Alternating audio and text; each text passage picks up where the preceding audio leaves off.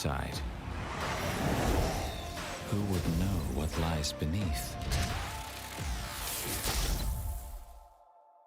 Unleash it with a machine as savage as you are. This is how legends are made. Lenovo Legion. Stylish outside, savage inside.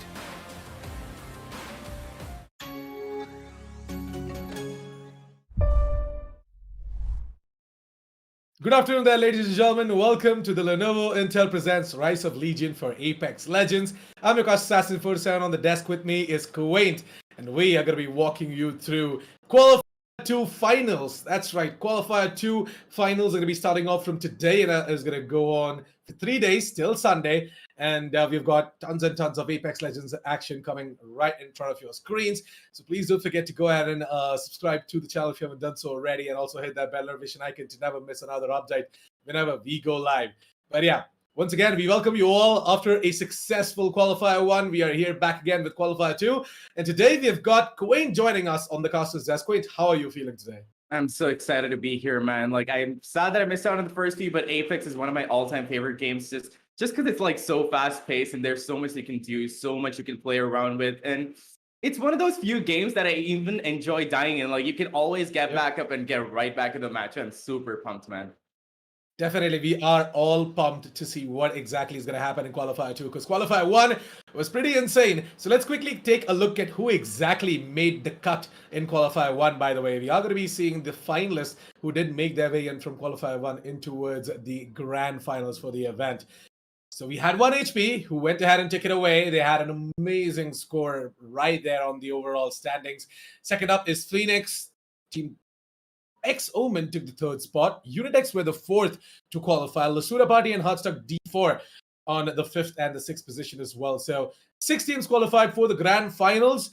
And I really can't wait to see what exactly is going to happen in Qualifier 2, because Qualifier 2 is going to bring in more and more newer teams into the league. And it is truly going to be interesting to see what they have got up their sleeves, because all 6 of these teams in Qualifier 1 had their own set of going ahead and getting victories on the board as well. Throughout 3 days of Qualifier 1, we had some insane action-packed performance, especially from the side of Team 1HP. Like, we know for a fact that it was a different team to start things off for day 1, but then 1HP, they just came in hard and they just came in so fast to go ahead and quickly grab that first spot, and then they never left. They never left that first spot. They just quickly held on to it. It's like, them getting attracted to a magnet or something like that. They are the hard irons, but then of course the ranks should be diamonds and above, that I'm sure about, because these guys are pretty damn good. But hey, Quaint, any thoughts on Qualifier 1 finals before we head on over towards Qualifier 2 now? See, that's the problem. I'm just sitting here being all hopeful and stuff, and I'm going to be taking your word for it, because these guys, if they're on that #1 spot, I'm pretty sure they're pretty amazing. And I'm just waiting to get into the match and see what they're actually all about, because you already hyped them up so much for me. And watching these pros play always gives you like a new perspective on the entire game and how you can like play it a little differently. So I'm pretty sure these guys have a lot up their sleeves.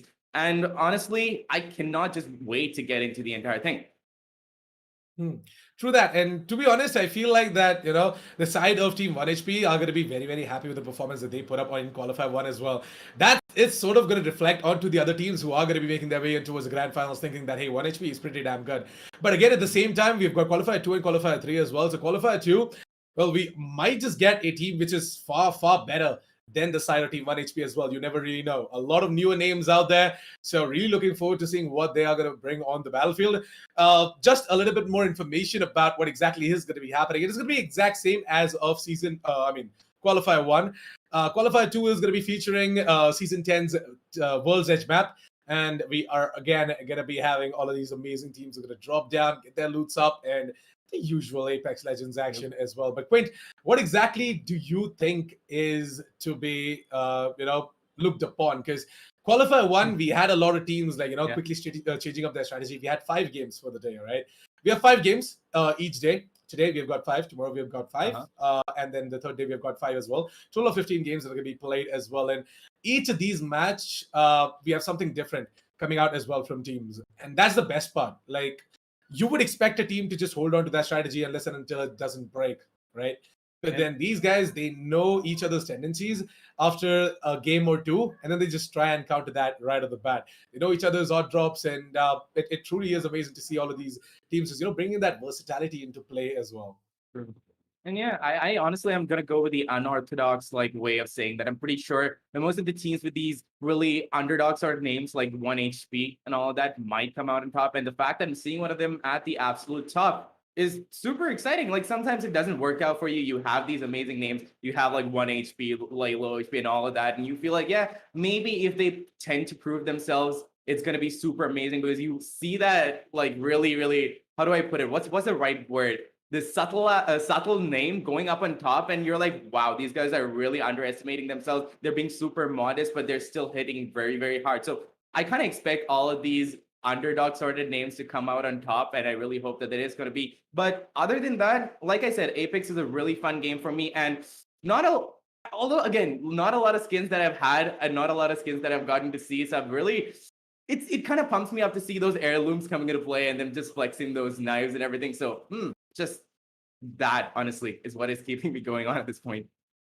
Completely agree to you on that as well. And the teams that are going to be participating for Qualifier 2, who have made their way in towards the finals, are Team Banes. We've got Team Play Like Pros. Vector Sports are back, by the way, from Qualifier 1. We've got Aviator Esports, OP Skills, Sites, Watched Apex Bots. Okay, well, all right.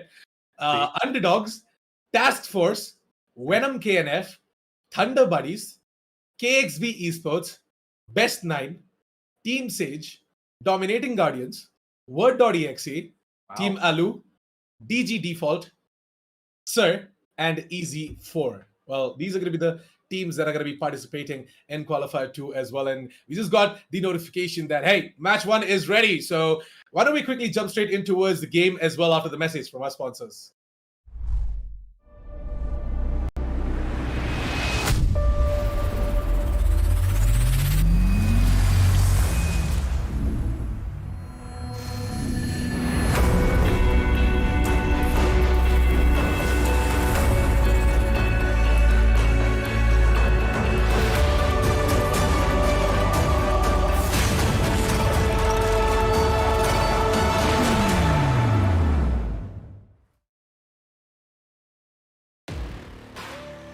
From the outside,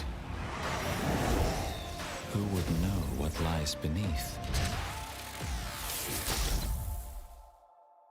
Unleash it with a machine as savage as you are. This is how legends are made. Lenovo Legion. Stylish outside, savage inside.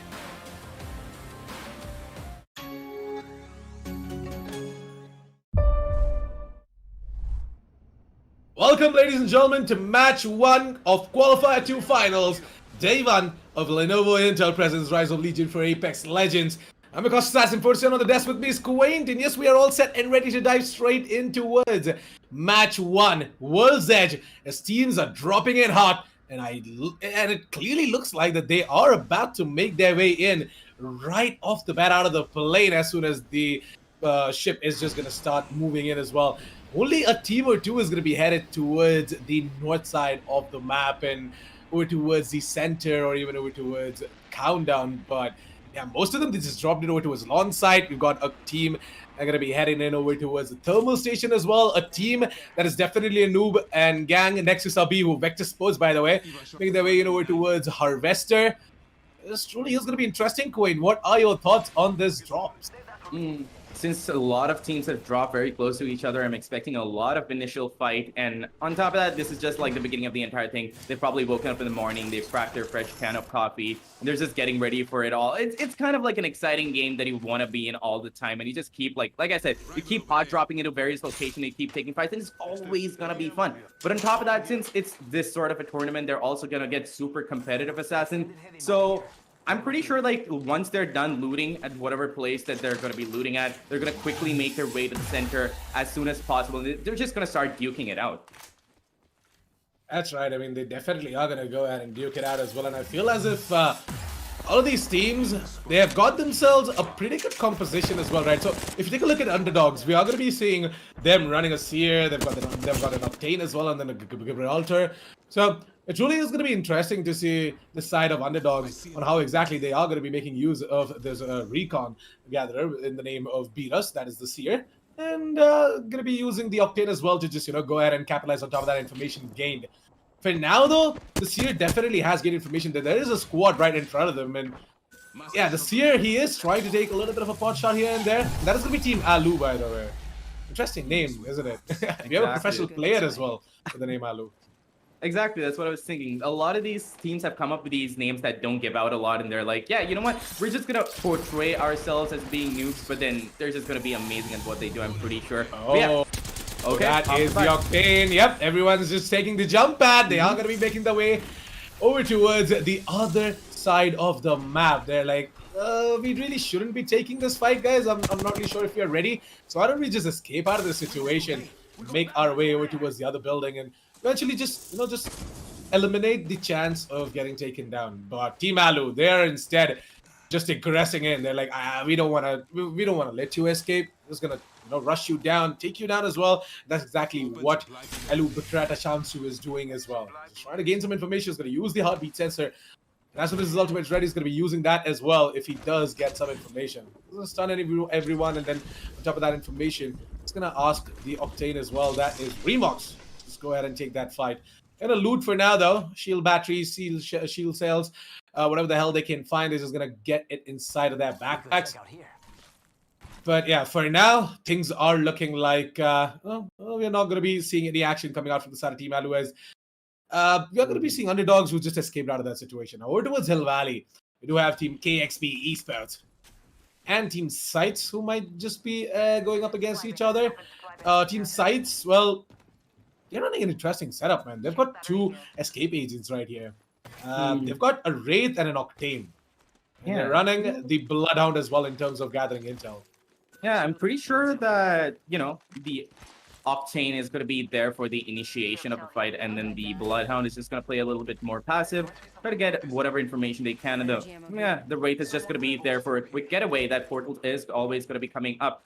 So that is honestly a pretty decent setup, but the first setup that really caught my eye was the shield, the shield that is the Gibraltar, the Seer, and the Octane. That is like a really balanced loadout, that is a really balanced agent selection, because that Gibraltar is basically that shield that you need when you're going to be going for that push, and the Seer is going to give you all the sights that you need, and you can really hit hard, you can really hit fast, and you can get out of that sticky situation in a matter of a few seconds just because of that Octane. So I feel like that team has it covered, and they're really interesting lineups all across, but I'm pretty sure these guys are just going their usual mains, aren't they, Assassin?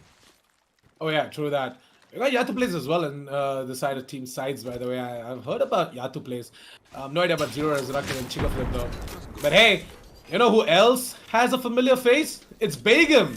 Sure, is going to be playing in Team Word.exe. We got RVX, Nun, Kebab, Deathwish, and Begum who are together in a team called as Word.exe. Vector Sports, on the other hand, are right in front of our eyes, and it looks like that there's going to be a player, an enemy, an opponent in front of the eyes of definitely Noob and Anuj DBGT. Hey, Anuj is running the longbow as well, by the way, and definitely Noob is running G7 Scout. This guy is actually pretty darn good with the G7 Scout. We've seen definitely Noob in Qualifier 1 take a lot of interesting shots against his opponents with the G7 Scout and the EVA 8. So he's going to be running the exact same setup over here for match 1. We'll be seeing the entirety of Vector Sports. It's going to be on top of the hills now. And over here towards the trials, we have got Dominating God, who are taking the fights against all of these beasts, these wolves, and they're gonna go ahead and get themselves amazing loot. And look at that! Ooh. Oh, okay, nice. Whenever I see something shining golden in Apex, it's just my heart just starts beating so much faster. But the problem is when you go in to take a fight, you're always worried about that loot being given away so fast, and you have to play it a little safer. You have to play it a little smarter. But look at that boost up there. They're probably camping for some unsuspecting team to come in and walk into their crosshairs. But I want to talk about this assassin. A G7 Scout and an EVA 8, and almost the entire team is running a sniper and a shotgun. There's like really far range, that is a really long range gun, and a really close range gun. Not really sure if that's the best, but like you said, they have done that before. So if they're good with it, then there is no shade. There's no doubt that they're going to be able to pull it off. But it's still a hard one at that. But look at this. The other player has picked up a rampage. Okay, but well, Dominating God Yeah, they are gonna have a little bit of a problem because another team is just coming in, just bouncing in on towards them as well. The Bloodhound scan has already come in. The Seer can't really do much. And there's gonna be Lord Flex and Captain Otter to be going down, all down to Chaitan. And there's no way out of here, Chaitan, because you are just gonna get bounced onto by Sights as they are looking to just take away your golden backpack, golden shield, golden helmet, everything. They're just gonna steal it away, and they're gonna thank you for just finishing off the trials and making it easy for them.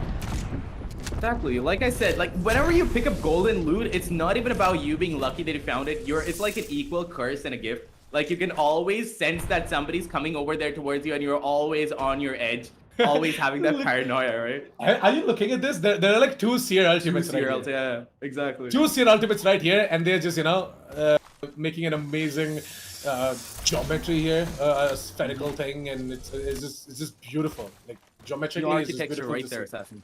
Yeah, I mean, new, like, geometrically, it's just beautiful. It's basically like some of those modern buildings, right, that you always admire, and they're just like, you know what, let's make a few of those in Apex. Well, I'm pretty sure that maybe in the future, in a new map, they might just bring in some more futuristic stuff as well. Look at that. These two teams have already started digging it out, but the other team has evaded super fast. I was really thinking that they were going to be taking the tower to like go in after them. It's kind of a risky choice, but if you can time it right, you can honestly catch up on a few unsuspecting victims, but it's still a gamble at best. So I guess they're not going to be doing it so far. Going to find a few more players on the map and then just start duking it out. And this area per se has a lot of cover, and there's huge possibilities of you being jumped by anybody camping at any corner, isn't it? True that. Well, team sides, they are approaching a fight here really soon. I might just be seeing someone.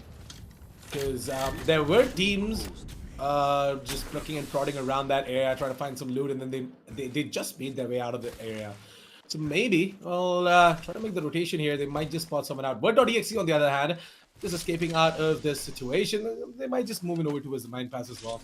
They are taking some time. They're taking their sweet time into just looting everything and just, getting themselves ready for the fight, because round 2 is about to close in really soon.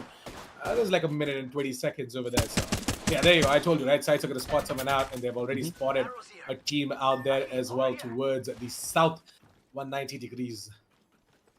Yep, and they also have the Bloodhound with them, so that scan is going to be coming in and spotting them all out. I'm pretty sure it's going to be a quick, clean execution as everybody's going to be rushing in super fast. The other team, they're kind of cornered at the moment, but if their loot is good enough, they will be able to survive the entire ordeal. Not really sure, though. But over here, on the other hand, on the side of Vector Esports, definitely Noob. He does have a G7 Scout and an Eva Auto. He has to take close-range fights, otherwise it is not going to be ending well for him. But for now, Assassin, they honestly have to camp this out and wait for somebody to like walk in their crosshairs. But those shotguns, once they start firing, it's just pandemonium, and there's always going to be a confirmed kill. Yeah, that's true. And I feel like, the side of Team KXV Esports, well, them going ahead and getting on this fight. And wow, talking about fights, we've got fights emerging absolutely everywhere. Watch Apex Bots are also engaging someone, and that is going to be Team Sir, Team SER Sir. That's right. Watched Apex Bots, they've already got themselves 2 kills, and they're looking for the final kill as well. And there's another squad right in front of them, which makes things really, really difficult, as they themselves don't really have a lot to work with, right? Like, you might just think that, yeah, they are pretty damn good with their loot, by the way. Like, yeah, their loot is all good, but then in terms of, never mind. This is exactly what I was talking about. They're gonna get third party right now, and it's gonna be the Seer Ultimate coming in as well. And yep, it's gonna be time for Switchy to go ahead and start taking the pot shots. The team that is approaching them, by the way, don't really have the best of the loot. I feel like that they had themselves the blue and the purple shields, whereas sights are also right here, and they've got their sights on the side of Team Watch Apex Bots. Sights, let's just go ahead and take on this fight. And Team Sights, they have to be careful, by the way. The Octane is running a wingman, and interestingly, Sights might just walk away from this fight. They're like, you know what, guys, let's just not take these, because there's like a couple of squads approaching. Let them just duke it out amongst each other. We're just gonna escape out of here and play it safe, play it smart. Yeah, you definitely don't want to be third party, right? But I was really like looking forward to some wingman kills, because it's so satisfying to get a kill with like a really heavy pistol. Yes, it does a lot of damage, but it's really hard to aim through that. But once you land it, it's just so satisfying, Assassin. Team Banes have also spotted someone out, by the way, just below their building. So I've got to be careful. Vector Sports. We do have the Rampage onto the hands of Nexus Abi, and he's also going to start firing that LMG. Has he charged it yet? He does not have a thermite, I guess. He does not have a indeed. thermite. Yeah, he has to get a thermite. Just charge it up, rev it up, amp it up, and just go ahead, take the fight. Oh, by the way, Team Banes have already started taking the fight, by the way, towards the squad that was just below them. And Sefan just gonna quickly escape out of there. He's like, guys, I'm taking a lot of damage. Need some cover from the other side, and there are thermites just coming left, right, and center. That is gonna be this year's can coming in, and it's gonna be time for Alpha Q to drop in the shield to give some help to his comrades right here. They're gonna be doing that. There's one more player, by the way, who's just around the corner, or is the entire squad wiped out? No. And the entire squad's gone. Squad wiped out, yep. Squad wiped out, yep. All three of these dead bosses right there. Oh, they are done. Honestly, that shield coming in at the right time and then rushing him. Honestly, the team that was cornered, they didn't really have much of a chance. They were honestly waiting for death over there. They couldn't really escape from any other side, and the circle had already closed in. If they had gone out, they would have. Oh my god, Nexus Abi! The tracking is just so insane. He's just going ham with that rampage. He's honestly on a rampage. Goes there to revive his buddy back up. But yeah, that dude not really amped up, right? He has not revved up his rampage, and he's still doing so much damage. Like, after the new update, the rampage is just broken. Kind of. Yeah, true. I agree. I completely agree.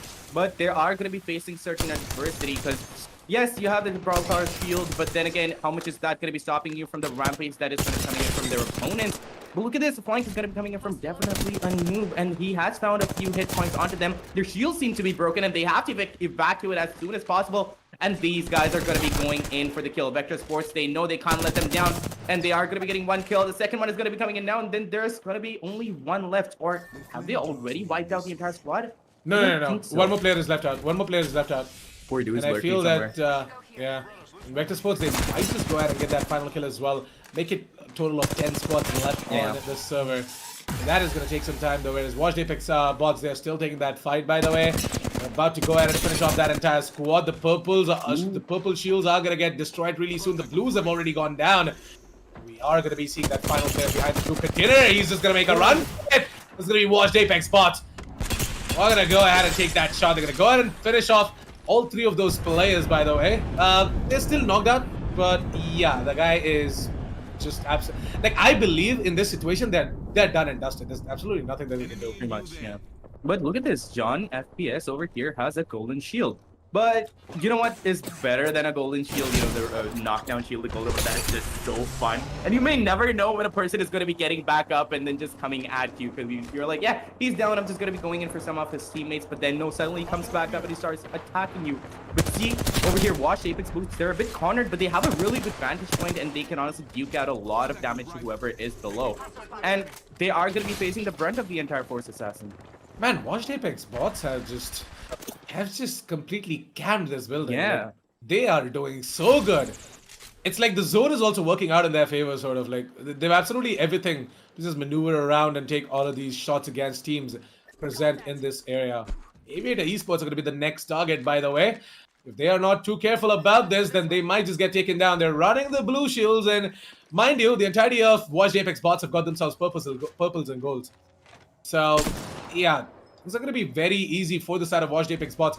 That too, with a longbow into the hands of the Gibraltar, that is Metro Legion, he's just doing damage again and again and again. Like, the long-range fights are working in the favor of the side of Watched Apex bots. They really have to make a move, by the way, because the zone is about to close in about 50 seconds. That's a fourth zone. There's a fourth ring that is about to close in, by the way, and that is going to deal a lot of damage. So if you want to avoid that, you want to avoid wasting your resources, you better start making the move as well. Exactly. But if they go out and if they're faced with another team, it's going to be really hard for them to get going. And if they drop that golden loot, pretty sure the other team is going to be thanking them for it. But look at this. Off on the other side of the map, also close to the edge, is going to be Vector Esports, just trying to take a few pot shots. It's such a long-range fight that Nexus over here is taking with a Rampage. I know he can connect a few good shots, but that is just so far away, though. Definitely Noob is the kill leader, by the way. He's got himself 6 kills, and That is pretty evident in his shields as well, right? The amount of damage he has done, it has upgraded itself to red. He's definitely not a noob. I've said this before, by the way. Like, I've told him that you should change your name to definitely not a noob, but then, I swear. you know, Like, he's just that would way be too, much more believable. yeah, he's just way too humble and kind Yeah. for being a Indeed. good player. Look at this. There's gonna be an instant teleport back. He comes in clutch to save his friend, like just standing out there in the open. That probably might have saved his life, but look at this. They're gonna be dishing out more damage to that team up top. Not really sure what team that is, but they have a really good vantage point. But if any one of them is gonna be going down, they might have the possibility of dropping down. But look at this. Everybody's all concentrated over here. This is going to be one of the final few circles, Assassin, and this is where we get to see the heat of the action. All the abilities are going to be coming out. Termite grenades are going to be coming out, cornering Vector Sports. They don't have any place to move, and the killers are going to be coming into the hunt. Fear gets all the information he needs, but everybody's going to be hopping out with that Octane's ultimate, and that is going to be probably saving their lives, but they've taken up a lot of damage, Assassin, and this is going to be hard for them to recover from. That was insane. What the hell was that tracking though? That spray down. Where? It was yeah, it was so good. And it feels like that team that just made the jump, made that instant escape out of that situation. Well, they're gonna have to find themselves a good spot, otherwise they're gonna be done and dusted. Because look at the zone. The zone is just shrinking down into the open. And then, so these guys have to just be very careful while trying to engage into a particular fight. And yeah, it looks like that we're going to be already seeing two squads getting wiped out by the time I was talking about the zone. And it's going to be the side of Team Bird.exe. Maybe just hold on to this rock and look for some flanks coming in. And they're going to be careful about these flanks though. And wow, the shield is really good in order to go ahead and get that gold loot. Definitely a Nubian gang, by the way. Vector Sports got themselves red shields and everything sorted. They are also approaching in from the northern area. Watch Apex bots have made their way in towards a particular region inside of this building, so there's nothing to worry about for them as well. Metro Legion was running the longbow, right? We can actually go ahead and pick up that sniper ammo, and I feel like that everything is going to be sorted as well. Next is Zabi with that rampage has already started dishing damage, by the way. The longbow is going to be coming into play as well. Switchy is going to be the one to go ahead and take down Deathwish. It's going to be Deathwish going down. I feel like that Team Vector Sports are going to have a little bit of a problem though. And the ring is so super close, and there is still 5 spots left. This is going to be becoming super hectic. Red shields on everybody on Vector Sports, but let's see if they're going to be able to make it count. Almost everybody has shotguns in their hands right now. They have EVA 8s or Peacekeepers. All they have to do is all they have to do is like go in the shields, take closer in fights, and it is just going to be done. But look at this, Vector Sports have got a team cornered. They are going to be taking really good precise shots at them, and they've cracked their shields already. It's going to be a matter of time before they do manage to take it out, but he's going to get taken out instead, and they're going to be down another player. 4 squads left, Assassin. It's going to be, oh, so hectic. 11 players, and they do have good loadouts, and most of them have shotguns, so they're kind of covered in the close range angle of things, but the people having longbows still, it's going to be really hard for them. Yeah, things are definitely going to be hard, as we are going to be seeing the side of Team Best 9 right now. Going to be putting out their best performance right here inside of that Gibby shield. They're just going to recharge. They're going to use the Phoenix kits. And they're just going to get their shields as well as their health right back up to 100%. 38 KXB Esports, by the way, look at their position. They have such a good position. They can just go ahead and start firing onto all of these players. And there comes the ult. That's going to be bombarding that entire rock. That's going to be doing a lot of damage as well. KXB Sports, well, it is just 2 squads now, and that is KXB Esports and the team behind the rock. They're going to try and just push them away, and that is going to be the Valkyrie coming into action as well. The Valkyrie with the R01 and the EVA 8. Just go ahead and gain some additional intel, and there's going to be the sonar coming in as well. The Beast of the Hunt activated by Vishnu Lala. And I feel that Vishnu Lala might just rush and, you know, try on scanning, get more and more information as to where exactly KXB Esports are. KXB Esports are going to try and go in for this fight. They have to aggress, and they know for a fact that the zone, well, it is going to be in their favor. They know that they've got a lot to work around with. KXB Esports know for a fact that they've got the aim as well to go ahead and challenge the likes of these team. This is going to be KXB Esports to just rush in. EVA 8's coming in. Left, right, and center. All of these players falling down. The final player standing from the side of Team KXB Esports. There's going to be Ronin, who's going to be left out as well with the Beast of the Hunt. 1 versus 1, and he might just go ahead and win it out. Actually, it was a 2 versus 1. The Valkyrie was alive as well. That's going to be KXB Esports to just go ahead and win it out, ladies and gentlemen. They're going to be the ones to go ahead and take the Champions title as well. Such intense action, Assassin, and it's always towards the end that I get super hyped up. And whenever you have a Bloodhound and you know you have the information, it always gives you that confidence boost to like go in together as a unit. And on top of that, they had the Valkyrie to like fly around and take cheeky angles in the plus. They had the circle to their advantage, so they had a lot to work around with. Even if they were not going to be able to take the kills, they could have always fallen back, and they knew they had the aim. All they had to do was rush them in, and KXP Esports, the positioning they had, they lucked out so hard on that high vantage point. My God. But yeah, that was an amazing first match to start of the day, Assassin. It definitely was. KXB Esports, they put up a massive performance, and we're really happy to see them going ahead and getting themselves that Champions title as well for the first match. This is a good start for them in Qualifier 2 Grand Finals. Qualifier 2 Finals, and I feel like that KXB Esports, with this momentum that they have gained in the first match, they're going to be very happy and full of energy as well, moving in towards the second and the rest of the matches for the day as well. The side of KXB Esports, I almost had the Valkyrie was down as well, by the way. That is why I said it is going to be like a 1 versus 1, because Ronin was the only one who was healthy. In my eyes, I already saw the Valk was just done and dusted. She's gone. She's not going to be able to do anything. But yeah, she was able to, create a little bit of a distraction here and there, keep that final player busy so that Ronin can just come in and finish things off as well. And Ronin did it in style with the Beast of the Hunt, the scans coming left, right, and center. Really, aggressive play coming out from the side of KXB Esports, and they were like this right off the bat. Since the match started, they have been, playing a little bit of a passive-aggressive play where they are getting information, but on top of that, immediately they're going ahead and taking the fights as well, claiming real estate and getting themselves at places where their enemies might not expect them to be, right? Even in that final zone, highlights are ready. So why don't we quickly jump straight into towards the highlights? We can, talk a little bit more about that particular match as well. So Queen, why don't you go ahead and start things off, and then I'll just go ahead and give out my thoughts towards the final stages of this highlight. Honestly, this part towards where they were like trying to get the trials done with, and they got the golden loot. Like I said, it's kind of like a gift and curse, right? You get all of your golden loot and instantly followed by a curse where a team comes swooping in and just take you out, and they get those golden shields and everything they need, and they go along all the way to get so many kills. Even Switchy was just popping off. I'm pretty sure like Switchy was the kill leader. I think he had 6 kills or something.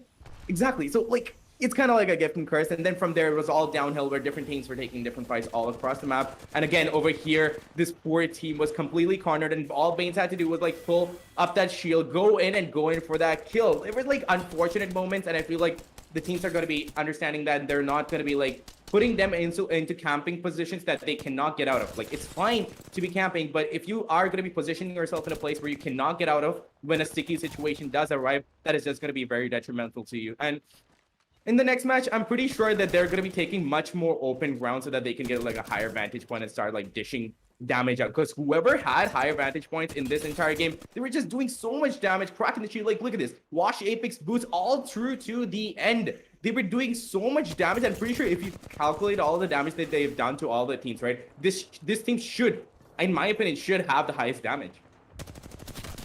I feel like that Washed Apex bots were actually the ones to just go ahead and, claim that throne, claim that land as well in that area. They just wiped off like what, 2-3 squads sitting right there. One player just did more than like 1,000, 2,000 damage right there as well. It was really good performance coming out from the side of Washed Apex bots, but I'm not really sure what happened to the side of Word.exe though. They had a good start, but then eventually they just got taken down as well. The Washed Apex bots were inside of that building, by the way, and Vector Sports were actually the ones to just push and take them all down. It was the Peacekeeper to just go ahead and do so much damage, and then the Thermite came in as well. The Thermite actually just finished off the entirety of the side of Washed Apex bots, and they just completely bled out. The Ring came in as well, and Vector Sports died to the Ring. Then we had KXB Esports, the final stages of this match. KXB Esports, they just rushed in on towards that final team. The way they just did it in style as well. So good. Look at this. Party Kill was just so low in terms of the shields, and then also lost a lot of life as well. Ronin was actually the one who was about to get taken down. And then both of them, they just quickly went ahead and picked themselves up. And they're like, in a 2 versus 1 situation, why don't we just quickly, just double man rush him down as well, and that's exactly what they did. Took down the final Gibby, and Honestly, yeah. they got themselves the champions title as well. So overall, a really good performance coming out from the side of KXB Esports. The idea for them to just go ahead and claim that real estate on top of the hill was really good. But they had a lot of vantage point. They took a lot of shots on towards that final team behind the rock. Even had the Gibby ult coming in as well. And KXB Esports, when the time was right, they just jumped down from the hill, took that aggressive angle behind the rocks, and they just pushed them down as well from the other side. Actually, it was like a combined split approach coming out from the side of KXB Yeah. Sports, where the Bloodhound that is running was coming in from the left hand side, and then we had the Valkyrie who was just creating a lot of distraction over towards the right hand side as well. So overall, really good performance coming out from the side of KXB Esports. Right, their idea of taking that final fight was really interesting, and thus them going ahead and getting that champions title as well. Unfortunately for that other team that did survive, by the way, against them, they were not able to do much. They were just pincered right there. Behind them was the zone, and ahead of them was KXV Esports. So all they had was just that rock as a cover, but then when they just got double peaked from both the angles. From the right comes Ronin, from the left comes the Valkyrie and the Gibbe and everyone. So things kind of become very, very difficult over there. And they, I think, took a lot of damage. And one of the players was so low, he had to take the fight. He had no time to just go ahead and start recharging his shields. So there also, it was kind of unfortunate for them that they were not able to do much because three of these players just bounced it on towards them. But Honestly, yeah, congratulations, KXB Esports, for going Mhm. ahead and taking that victory, by the way, for match number 1. True, and honestly, Assassin, that Valkyrie was just so blood hungry. Like when he realized that he had already dished out a lot of damage to that final team, he knew that he had to pounce like a tiger. And the way that he just jumped in, put out his thrusters, and just went straight for it. I'm pretty sure the rest of the team were also not ready. They were like, you know what, let's wait it out over here for a little bit more because we have the circle on our advantage. We can drop down at the right time, like a little bit later. But no, Valkyrie was like blood hungry, went in and started dishing out so much damage. All the other team, other two members had to do with like jumping after him and like pick up after where he left off. Most of the damage I feel like was dished out by the Valkyrie. And towards the end, after that entire blood-filled fight, you really thought that Valkyrie was almost dead. Like he was so low, like there was barely anything remaining on him, and we honestly counted him off as good as dead, but he still managed to hit hard. And then Ronan came in, and that's all he had to do. Amazingly well done. True that. It was really a beautiful performance coming out from the side of Team KXB. And I feel like that if they keep on going on with this momentum, the only team that are going to be a little bit of a problem for them would be Vector Sports first, then Word.exe, and also Watch out, bots. Watched Apex Bots. Yes, watched Apex Bots. Watch Apex. They're actually a sort of a challenge as well for them because watched Apex Bots.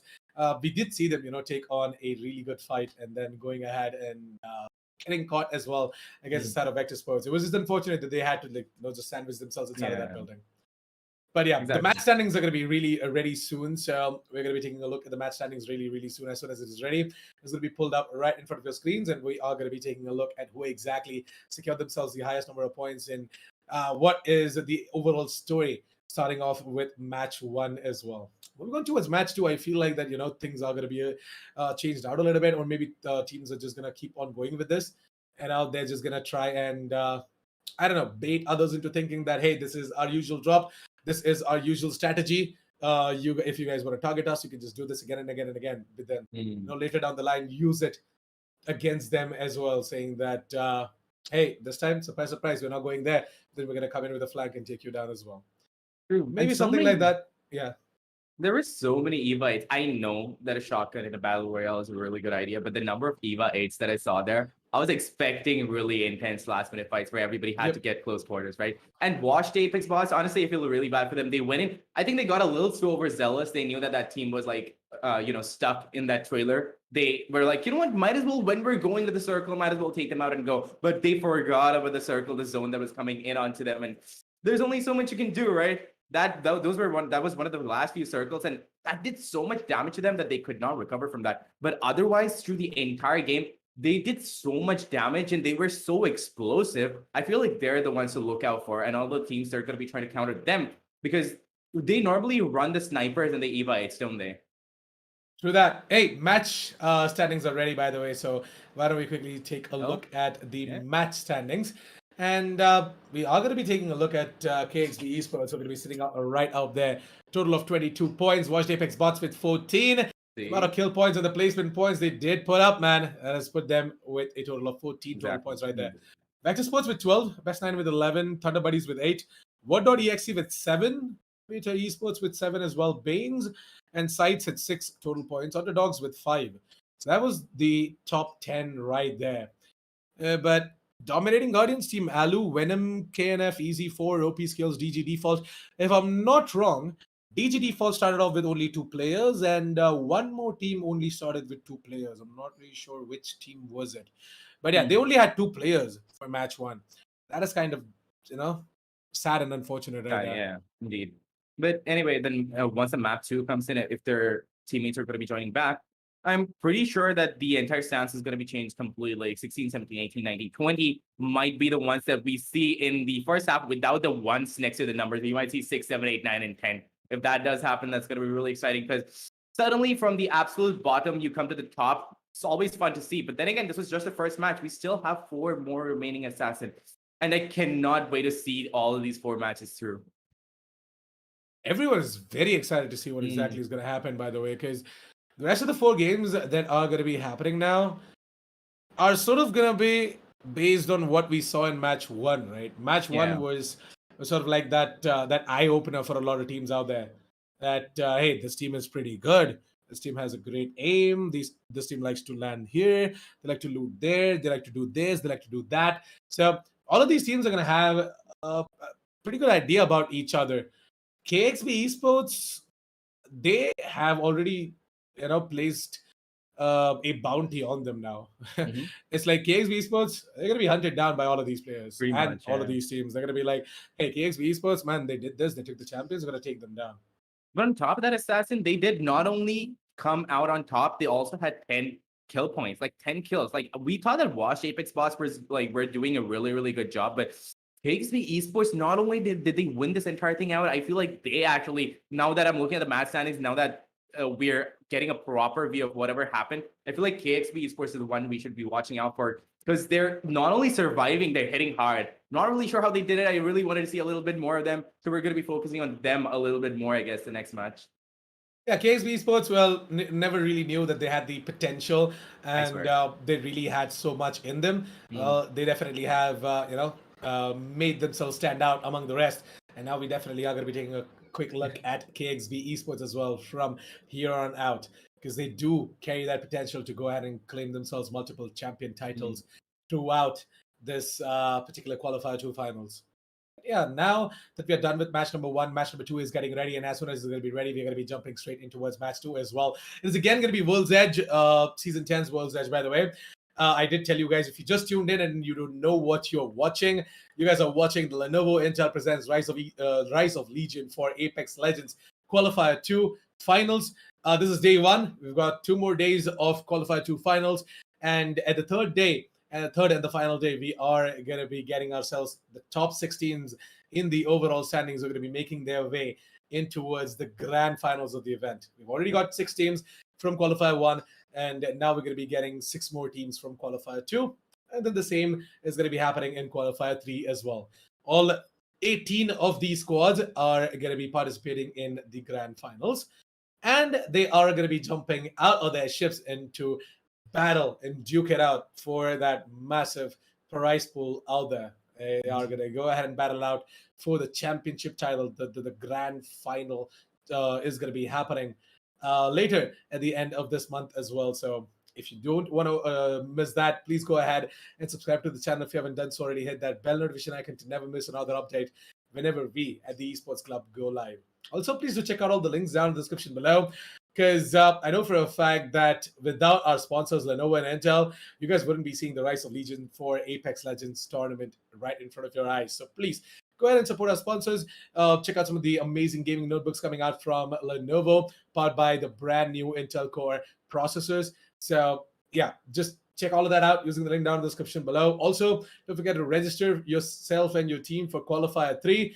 Registrations are going to be starting soon. I guess registrations are already live, so you can go ahead and check out the link again down in the description below. It's going to lead you to the Lenovo Legions website where you can go ahead and get your team registered.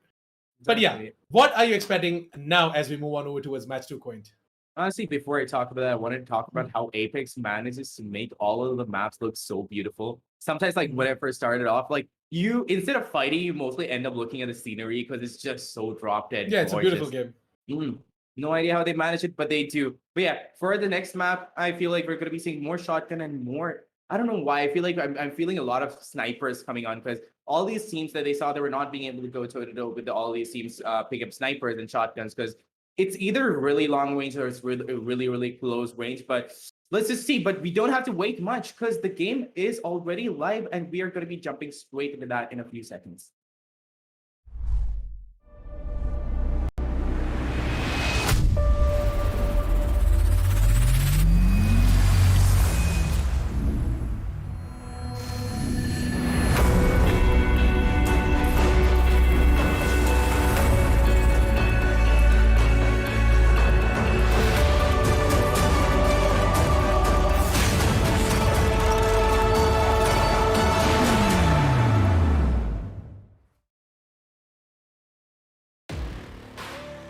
From the outside,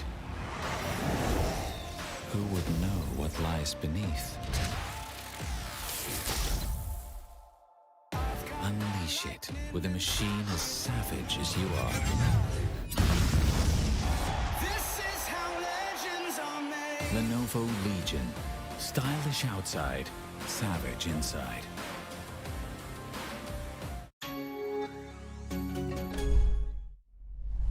Welcome back, ladies and gentlemen, and we're back with a map 2, which is going to be World's Edge yet again, and Assassin. I'm super pumped because I feel like a lot of the action that we saw in map 1 is going to go on into map 2, and we're going to see a lot of hot drops. And look at that. Off the bat, we're going to be seeing so many teams just dropping there. But then again, this is Apex. You have that jetpack on for your side, so they're probably going to be spreading out over towards the edges of the map, and there are going to be like maybe 1 or 2 teams that stick out till the very end. They're probably going to be dropping down at the geyser or maybe at Overlook, maybe Fragment East, but the other teams who are going to be dropping down and getting that high tier loot off the bat, they might face a lot of competition because these guys who know that the other teams are going to be dropping down for the hot drop loots, they're going to be waiting towards the center to, you know, intercept them and just take over the loot. Sometimes that's all it's about Apex, isn't it? Like you get the loot and you're super excited and you go there for the kills, but then there's always that one sneaky little team waiting for you in the shadows, just waiting for you to come and steal your loot.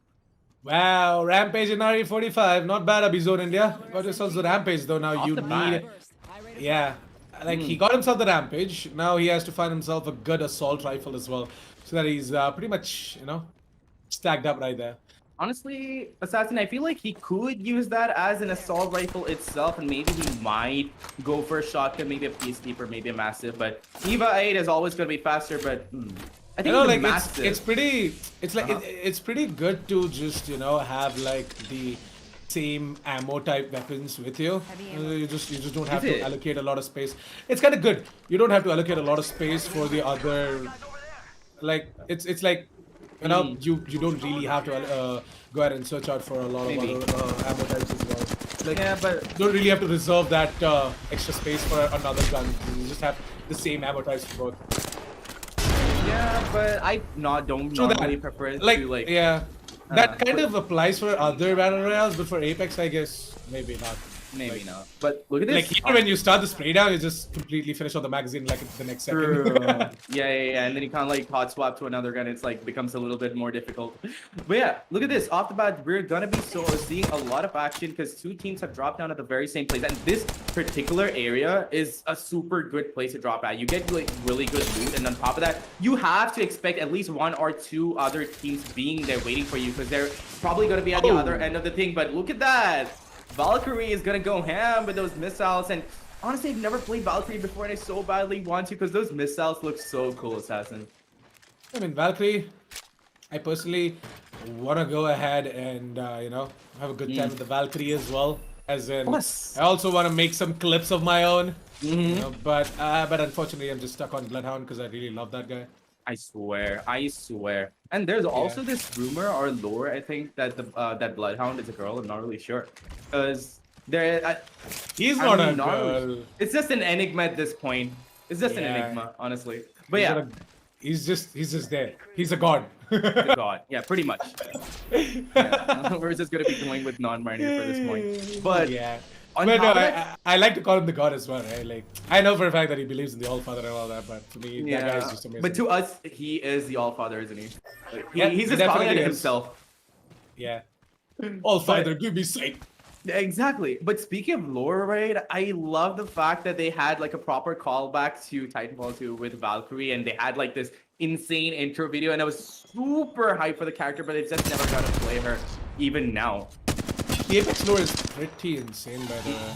Like, my friend did walk me through it, and I was like, damn, there's so much depth into this. I swear. And it carries on over from that old amazing game. A game that is so old, but people keep still playing. Like, it's just such an amazing game. And you put those mechanics into a battle royale and you have such an amazing title like Apex. Look at that. Speaking of an amazing title, these guys are going to be duking it off off the bat. The caustic, honestly, really are going to be putting down those gas barrels over there at that point. But look at this amazing amount of damage that is being dished by Zesty, but he's not being able to counter anything. They're going to be going down and out for the count. It's just pandemonium at this point. But SER is probably going to be taking the upper hand. Revive is also going to be coming in. Luckily, Fat Punk didn't have to die out in the beginning of the entire map, and we still have 17 squads left. We have seen lots of damage coming in, but they're evacuating super fast. But look at this assassin. I feel like teams are going to be going face to face again. So, like, really quick. Word.exe against his team in front of them. Shields already cracked over there. Begum is waiting and looking for that kill. They're all cornered. The thermite grenade has come in, assassin. I'm pretty sure they're going to be going in for the kill, and they might be able to take it all off. I don't think that they have a lot of shields to play around, but so they might be able to get a lot of confirmed kills. This has to be a squad wipe over here, assassin. Maybe. You see that squad wipe coming in as well. Let's give it the side of Word.exe, by the way, to just go ahead and dish in all of this damage. Word.exe, they've got Begum, man. So good. That Octane that he plays is just insane. And at the same time, he's got Death Wish as well. He's got amazing Gibraltar. I've never heard about Naan Kebab, by the way, so I've got no idea about it. But he's doing a pretty good job when it comes to gathering intel. That is his role in the team. It's going to be the side of Team Begum and gang getting absolutely destroyed. Wow. What? Play like pros. I swear, like, I really thought they were going to be dishing out a lot of damage and getting the first kill on that squad, but what a switcheroo, assassin. They just third-partied them, didn't they? Yeah. They were like, okay, we hear gunshots over here. I know we're not supposed to involve. It's probably private business, but I'm sorry, we're going to be party crashing. And into the party they did cross. Took Word.exe out so beautifully, though. For a second, when I saw the name of Fat Punk, sir, I almost I almost like thought of Fat Monster. Wow. I really miss the guy. Yeah, Fat Monster, Northern Breeze, and all of that. Man, not really sure why they're playing though this tournament. But yeah, I really miss those guys. I miss Prudge as well, dude. He is just insane. He's a cracked Octane right there. Most of these players who play Octane, right, they play it so aggressively, and it's beautiful to see how you could have such amazing tracking with such amazing speed. Prudge is like, he's an absolute god, right? When it comes to deceiving and just being that escape artist. Like, he just escapes out of situations so well, and I guess Abizone is not gonna let that player escape out of that charge rifle process. Oof. Honestly, the worst part was he was running in a straight line. The initial damage dished out, but the charge rifle also did more, and then the entire shot landed on him. Poor dude didn't really have a chance. Also, his shields were cracked. Not a lot that he could have done. So Aviator Esports making great strides. Not really sure how many kills they've gotten, but they're doing pretty well for themselves. They're in the circle. They're pretty safe. They've got good loot. Look at this. Flatline and a bolt. There's nothing more that you can ask for. And a little bit more on shields, and you're good to go. And it is gonna be the side of Sir to go ahead and take down that player. They even used the goddamn thermite to take him down. What are they doing? The side of Sir is just moving in and just going ahead and taking these fights. So the Aviator Sports to go ahead and start spraying down as well onto the players using the zipline. That comes a jump pad. And using that, we're gonna be seeing a lot of distraction being made by the Octane and the entire squad right in front of their eyes. They're gonna be like, what the hell is happening? Who should I shoot first? The guy on the air or the guy on the zipline? Exactly. But Aviator Esports, like just like we were, I think spectating and watched Apex bots last time. They were dishing out a lot of damage. I feel like we're giving out a little bit of blessing to whoever we're spectating. And Aviator Esports right now, they seem to be doing pretty good for themselves. But if we're gonna be going down with history, I'm pretty sure Aviator Esports is gonna be going down to the very end, and they might unfortunately get taken out just in the top 3 positions. Now Team Sage. Well, we did not get to see them a lot in match 1, by the way, because I feel like that they got taken down right at the bat. And if they don't get back in the ring, maybe this is gonna get taken down once again. Yeah, they're gonna be making their way back in. All of them have got purple shields, by the way. And I don't know. All of these teams, all of these players are just fighting themselves. The purple Evos, the gold Evos right at the bat. I never get it. At the I start swear, of the what is game. this luck? I don't know. Why don't we have this luck assassin? I've tried so hard and it's so rare. Whenever I get it, I die instantaneously. To always dish in, I have to always dish in so much damage and just open the vault I and know, whatnot. right? Yeah, it's ridiculous. Talk about ridiculousness. Get OP skills. Just go ahead and ridiculously take down their openings, and no, it's gonna be all done of Exenor. Where's the Gibraltar? And he's so low. 1 bullet and he's done. And that is gonna be Snow FPS to be the kill leader with a total of 3 kills now, completely finishing off that particular side of that team. Best 9's Octane is insane. He's the final player, by the way. Yep, this is gonna make a run for it. Give it to Esports. They also got a squad right in front of their eyes, and I feel like that. Maybe I don't think so. They're gonna be able to connect anything. And honestly, they don't really have to. They've got a really good vantage point right now. All they have to do is wait for a few teams to unsuspectingly walk in their crosshairs. The higher you have a vantage point with better guns towards the late round in the circle, you're gonna be set. I know they couldn't connect a lot of shots in that team that was flying by, but whoever's gonna be coming in right now, they're gonna be facing off against Aviator on that tower, just being a complete sentinel, blocking off that entire entrance. So they're also going to be spotting out. They are going to be seeing the R301 in action. The R301 in the H-Cog. Absolutely Okay. love that scope, man. I love that scope. It's insane. It's just more satisfying and easier to aim down with. I do not know why. I don't know why. Probably got to change my crosshair to whatever that HCOG crosshair is on my other games as well. Yeah, it's just a dot, right? Just a dot right there, and I do have a dot crosshair in most of the games. Yeah, in Apex, I feel like that the HCOG is a far better scope than anything else. Indeed, you slap it onto any gun and you are gonna be getting a few kills. But Oh, look at 1 this, HP. like pros. 1 HP is gonna be going down, and that was really unfortunate. But luckily he went down very close to his teammate, and there was cover enough for him to get revived. But over here on the side of Team Alu, they are becoming a little bit on the bot side of Alu. They have only 1 player left, 2 players already down and out for the count. Not much to talk about, but over here, Play Like Pros, they've gotten their 1 HP back up again, and he's going to be putting it up onto full HP. But the team that they were fighting off against, they've already evaxed, and they have to go in for the hunt and try to get them out. But Vector Sports, again, with the intense action, with those shotguns, the amount of damage that they deal with just shotguns is just spectacular. Nexus Avi is on another level, and with blue shields no less. It's a huge risk assassin. Yeah, Vector Sports needs to be a little bit more careful. You don't know the best of the buys, though. There's nothing, is the longbow and the Eva 8 on the Gibby, yeah? Yep, on the Gibby. And Nexus Avi has got himself an L-Star. Oh, wait, hey, the L-Star is nice. I love the L-Star. It's a different feeling, isn't it? Like, you have normal bullets and then you have the L-Star. See, I prefer the L-Star as well. I prefer the L-Star over the Havoc. Really? Come on, the Havoc is just classic. You pick up The an arc Havoc and is you know. really good, by the way, but then at the start it takes a little bit of a time to just spit out the bullets, right? And that is something that I kind of hate. Because when I'm about to like take a fight, it just takes its own time to just get the bullets out of its true. muzzle. And then- it just takes some time to recharge, and then it goes out and Well, starts to firing. be honest, they've kind of like increased the frequency of the turbocharger drop, so it's not that bad either. But look at this, Play Like Pros are facing off against the other team in the other building. It's basically a rooftop to rooftop fight, and it all depends upon who's going to be coming out first. Now, the ring advantage, I feel like, isn't handled for Play Like Pros, because when it closes in, I feel like the other building is going to be left out. But They're no, actually they're not going going to for be this. waiting. Yeah, this is going to be charging it right in to get those kills, and they have what it takes to get it out. They have Caustic, a little bit of a tube action inside, and they put in that toxic smoke inside, and they are going to be flushing them out, and they have flushed them out. Their opponents have already evac'd and moved on to a different location, which is good for them. But they're going to be using the tower over here. Really risky move, because if you're going to be caught off guard, you can have a lot of damage dished out to you. Okay, he was just using that to like reposition himself. Okay, cool dude, cool dude. Yeah, that is something that you definitely have to take a look at. Esports, they are kind of around the corner as well.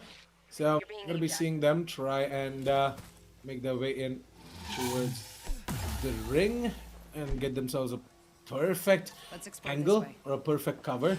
Just hold on towards a particular area and just camp there Might be something good without this way. any issues whatsoever. Play Like Pros, they are about to spot them out as well. Play Like Pros, they're just trying to gain some vantage point right here, you know, get some Survey B. higher ground so that they can at least take some fights. They're going to be approaching the exact same area where Team Vector Sports are as well. Play Like Pros, they're about to jump down from there. The Seer is going to be using that scan, and with that, we might just be seeing Play Like Pros' position getting revealed.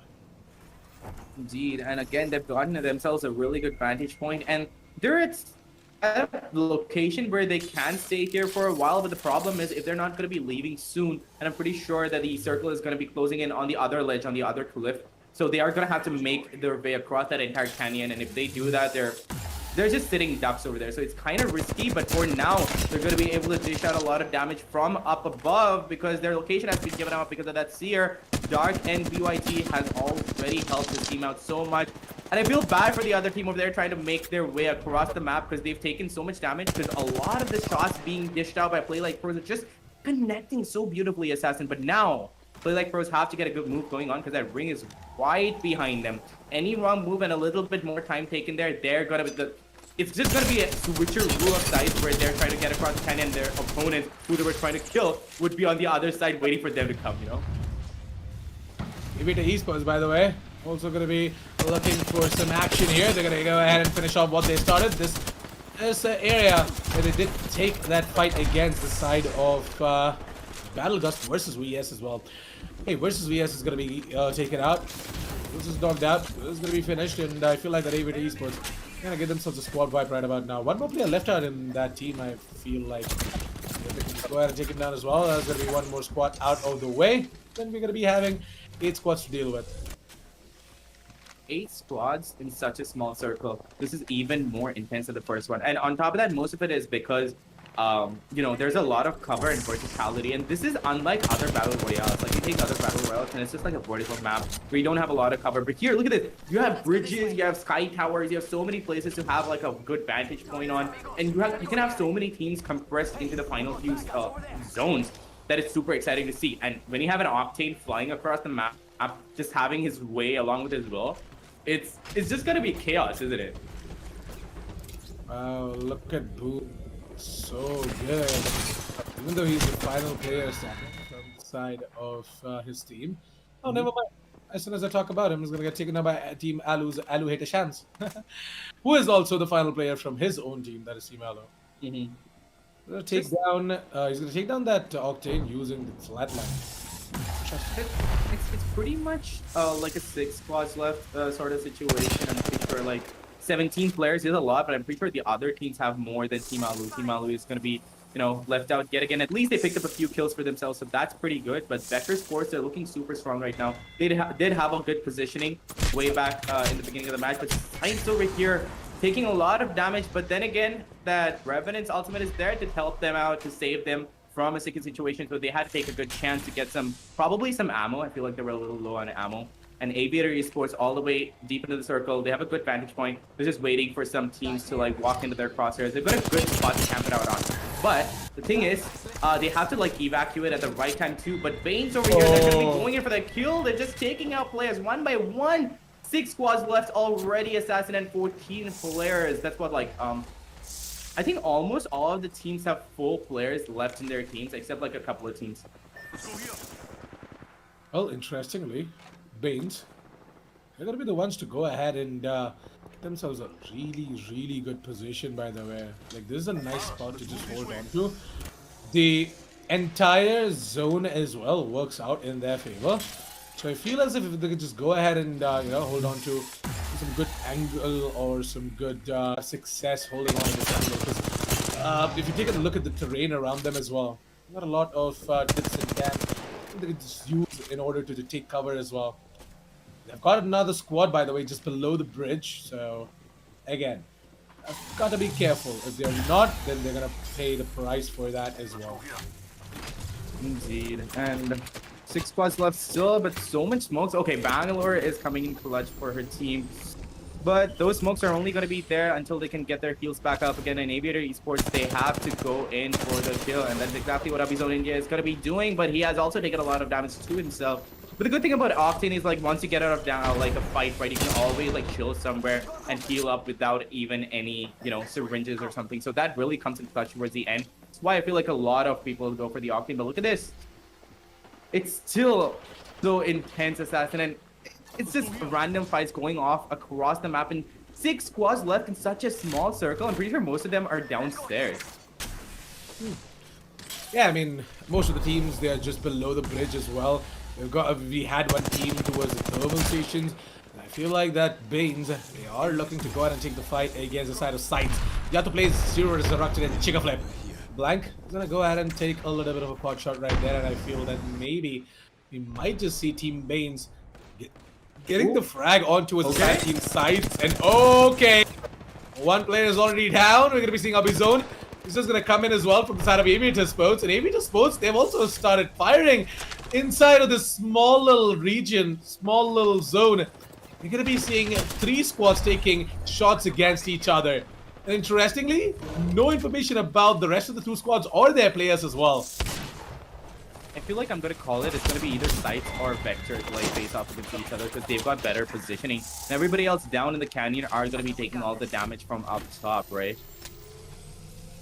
Interestingly, Sights, especially Yatu plays, right? The way he just went ahead and used up the EVA 8 in order to get that final kill as well. Yeah. Just falling back without any sorts of damage whatsoever. As in, not a major damage, right? Didn't have to go ahead and do a lot. But look at this position, man. Sefan FPS. He might just have a little bit of a problem. He's using his knocked player shield. The knockdown shield coming in for that player as a little bit of a cover. Because from the other side, we've got Vectus Birds who are moving in as well. Definitely Noob is going to be the one to go ahead and take down that final player, Sefan. And Team Baines are already out. Sefan should pretty much be dead really soon. And definitely Noob has spotted him out. But the only good thing running for Sefan is that he has a little bit of a cover from absolutely everywhere. Behind him is a little bit of a rock, which will give his back a little bit of cover. Sights, on the other hand, they have also got Team Aviator Sports pushing them. And Aviator Sports, they're going to get taken down really soon. As soon as they fly right in, it's going to be the side of Team it's going to be the side of Team Sights to go ahead and take it down. And Vector Sports, they also chime in as well to go ahead and take down Team Sights, whereas the EVA 8s are working. Wingman's coming out on the side of Chica Flip as he has lost his shields and is to go in for the recharge as well. The side of Vector Sports are down, the side of Aviator Esports are down. And it's time for Switch to go ahead and die as well so that we can crown the side of Team Sights as the champions for match 2, ladies and gentlemen. There's absolutely no escape for Switchy right here. He's gonna get taken down, or maybe he's just gonna wish to die through that lava or even through the zone. He's gonna be seeing that jump pad coming in as well. Might just use that jump pad to come right up. What is he gonna do? Is he gonna come up? Oh, he broke it. Wow, interesting. I thought that he's just gonna be gonna be, yeah. I mean, to be honest, that is, like, I feel like that's not like a that's just evil, like, man. That's just evil right there. Like, he's trying to be like, hey, here's the jump. No. If you want to come up, we can take a fight, or you can just die right there outside of the ring. And wow. Oh no. He's gonna use the void edge, and interesting. I mean, no, sorry, that's his ultimate, by the way. He's just gonna open up a portal. Oh no. He's just trying to just fight time, man. And there you go. Sight are gonna be our champions, ladies and gentlemen. Amazing play coming out from the side of Team Sight, as they are just gonna go ham onto all of these other teams who had much better positions. They had much better things going on for them, but Sights, they still held on to that position behind the cliffs, behind the rocks, and they just emerged out as champions as well. What a powerful performance coming out from the team sides, and we definitely have a lot to break down from that match as well. Match highlights, as soon as it is going to be ready, we're going to be showcasing you all of the action from match 2. But Quaint, what are your thoughts in that last final zone? Sites had a wingman. He had a wingman. I mean, Yep. Chica Flip had a wingman on the Chica team of Flip had a Sites, and- wingman. Yeah, exactly. And that's he was just going Interestingly, down with that. you know, Chiga Flip had an Eva 8 and a wingman. Like, that is just next level craziness. I swear. understand you are an Octane, you can just jump and, just fly right into the face of your enemies, but then a wingman and an Eva 8. That's just craziness right there. What about when you want to take a long range fight, man? You're going to just use the wingman? Well, he I did guess that's what he actually. did. Yeah. He did, but okay, you know what? Yeah, maybe he's just too good with his aim. He's just Like, too good with the same. And on top of that, Assassin, on top of that, the best part is you have an Octane and you have an Eva 8. It's like death from above. You put that ultimate. Definitely. You just take out that, speed juice and you start going on that jump pad. You go up in the sky. Exactly. And you just like come down and rain fire with that Eva 8, and your other opponent team will not be even expecting that. They're like, hold up.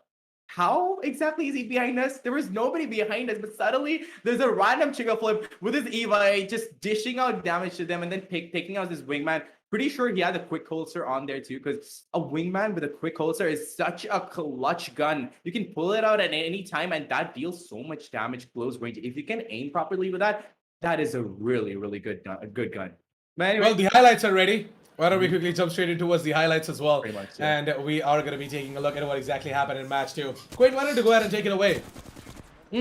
Off bat, we didn't see a lot of positions that we thought we would see a lot of action in, but seriously, we didn't even have a chance to breathe, because once they picked up that loot, they went at it with each other and they just started getting kills. And SER had a really good start. They were trying to dish out a lot of damage, but it was like a kind of switcheroo sort of moment over there. They didn't really expect their opponents to recover that fast, come in and kill them instead, and they didn't really have a lot of breathing room. And over here, Word.exe, when they were going in for that push, right, I really, really thought that they were going to be able to take out the entire team, because they cornered their opponents really well. They were going to be going in for that kill, but suddenly out of nowhere, there was a random team coming in and third-partying them. So it was honestly a lot of unexpected moments there, Assassin.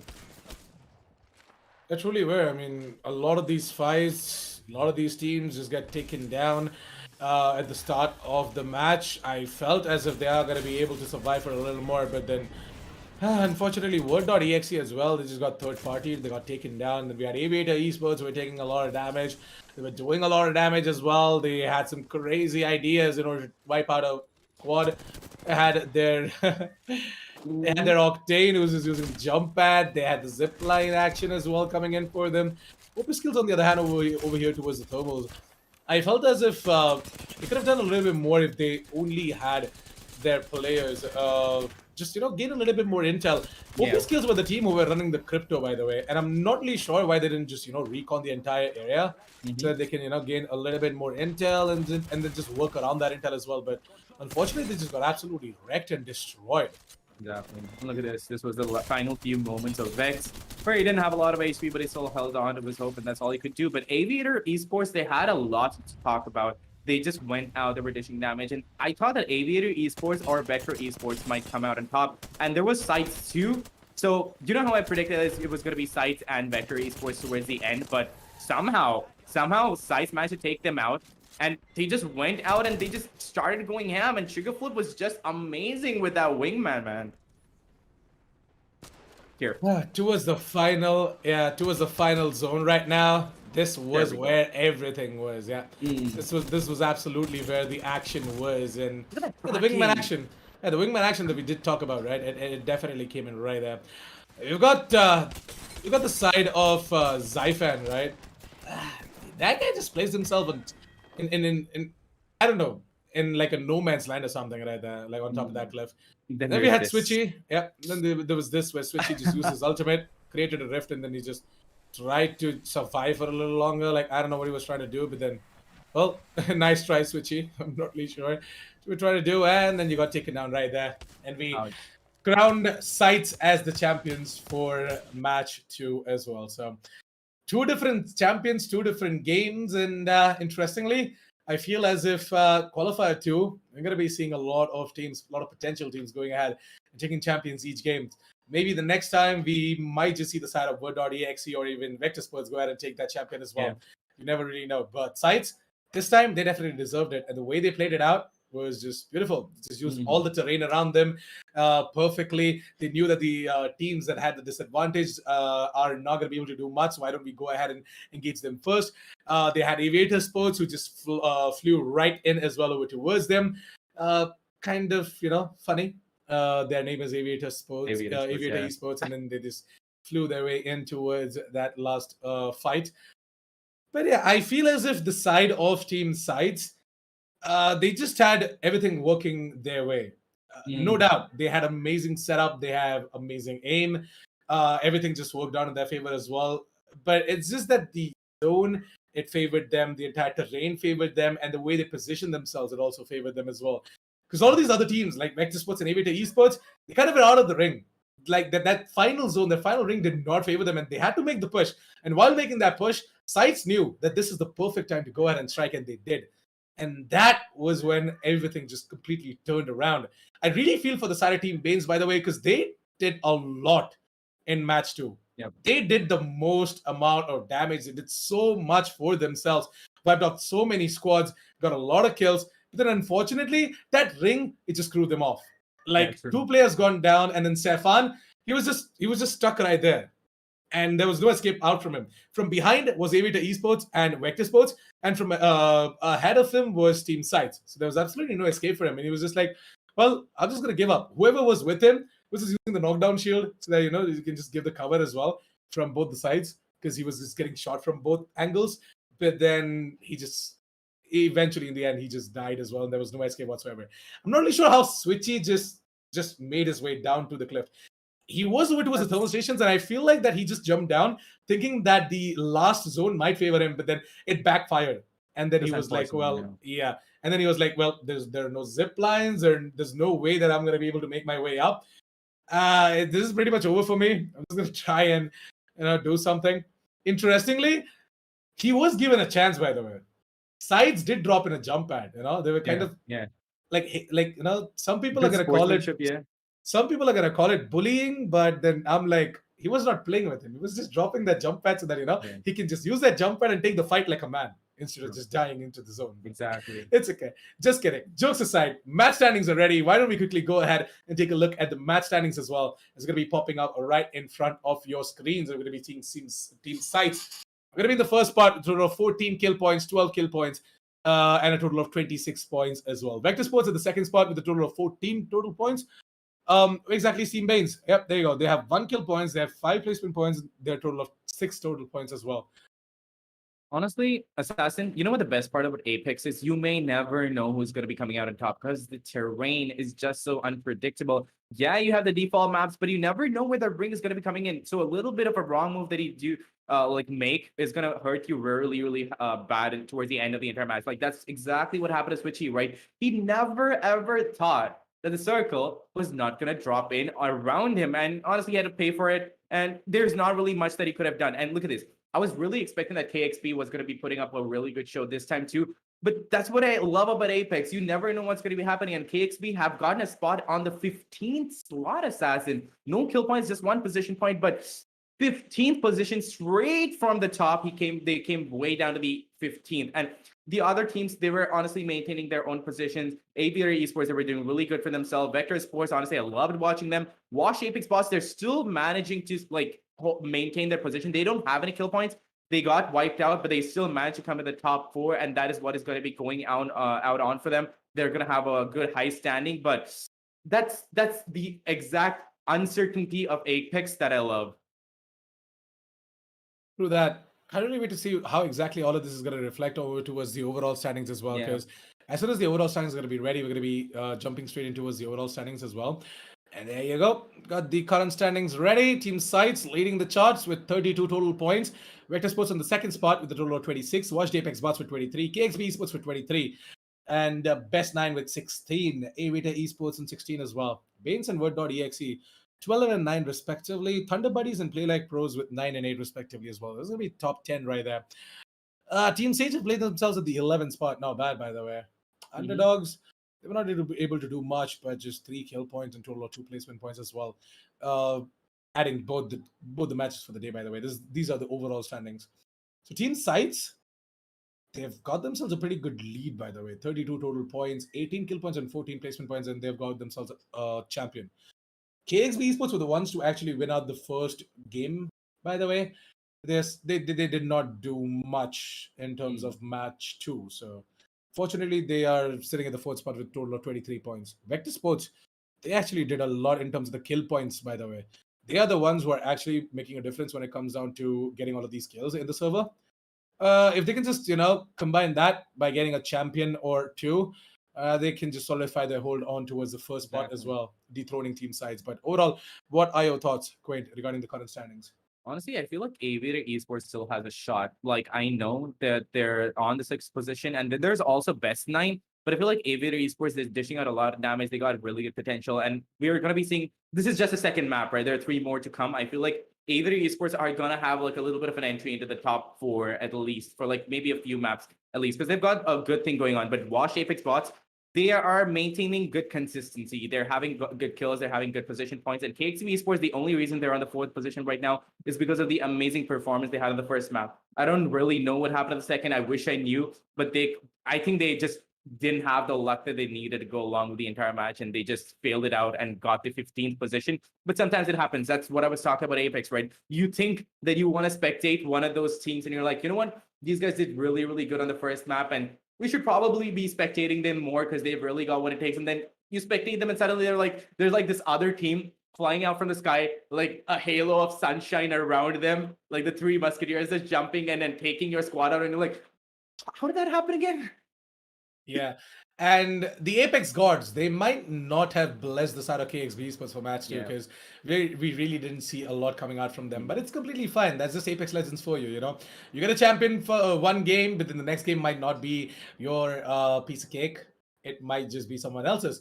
That is why, people kind of love the game of Apex Wow. Legends as well because it Yep, favors so- everyone. It's not like, Mhm. just the only team to dominate. No. It just is purely based out of how exactly you're going to play it out, how exactly you're going to use different situations to your advantage, and Exactly. that Really. that is what sort of makes a difference as well. And this time it was Team Side to just make all the difference by using whatever they had to their advantage, and just not getting ahead of themselves. That is something that you should not do, by the way. Like, even though you know that you kind of can go ahead and get that victory, even though you know that everything's working out in your favor, you should not just get confident or just on top of that aggressive and get yourself taken down, right? You Exactly. just be calm, you just be patient, and things are going to come straight towards you as well, just like how it came to the side of Team Side. They knew that the zone was in their favor. They had no business just moving around or getting taken down out in the open or something like that. Just held on to that area particularly without any issues whatsoever. All of these teams had to aggress towards them because the zone was not favoring them. And then while they were trying to make their way in, was the Eva 8s to just do the job because Exactly. the Yeah. side of Team Sights knew that keeping that Eva 8 is going to be something that is going to come handy towards the final circle as well. That final circle was so goddamn small, and then there were like 8 squads left out. Everyone just trying to just pounce on each other, and then the shotguns just reign supreme. And not to talk about Mr. Octane from the Sara team side with a wingman and an Eva 8. The guy is just popped off a face as well with that wingman. It was a really good performance coming out from the Sara team side, and we wish them all the best for match 3 as well.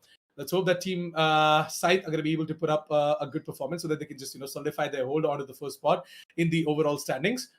And let's hope that the other teams are going to be able to get themselves a champion each as well at the end of the day. Match 2 got over. I'm going to be jumping straight in towards match 3 as well in about a minute or so. Match 3 is going to be ready really soon. But Quint, what are your opinions on after the end of match 2?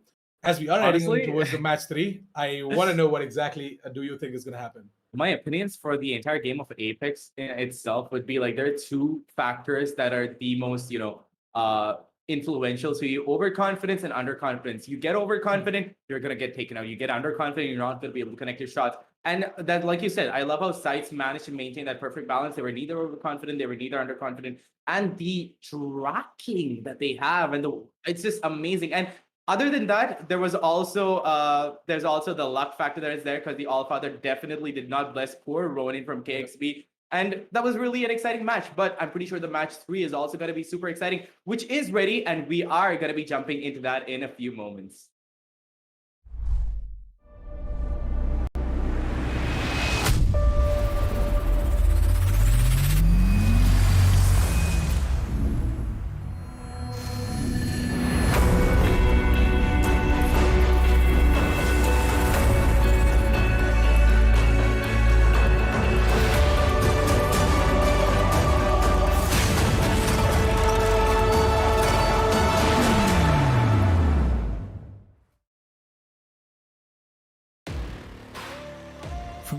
outside. Who would know what lies beneath? Unleash it with a machine as savage as you are. This is how legends are made. Lenovo Legion. Stylish outside, savage inside.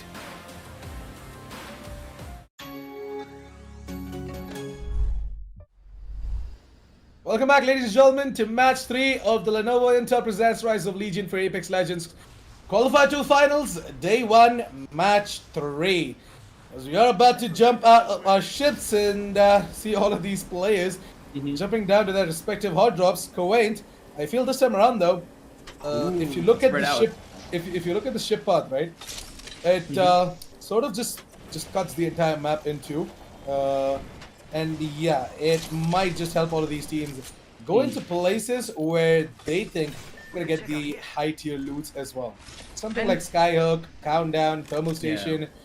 We've got the side of Team Vector Sports again, moving it over towards Harvester. They absolutely love Harvester. It's their only spot.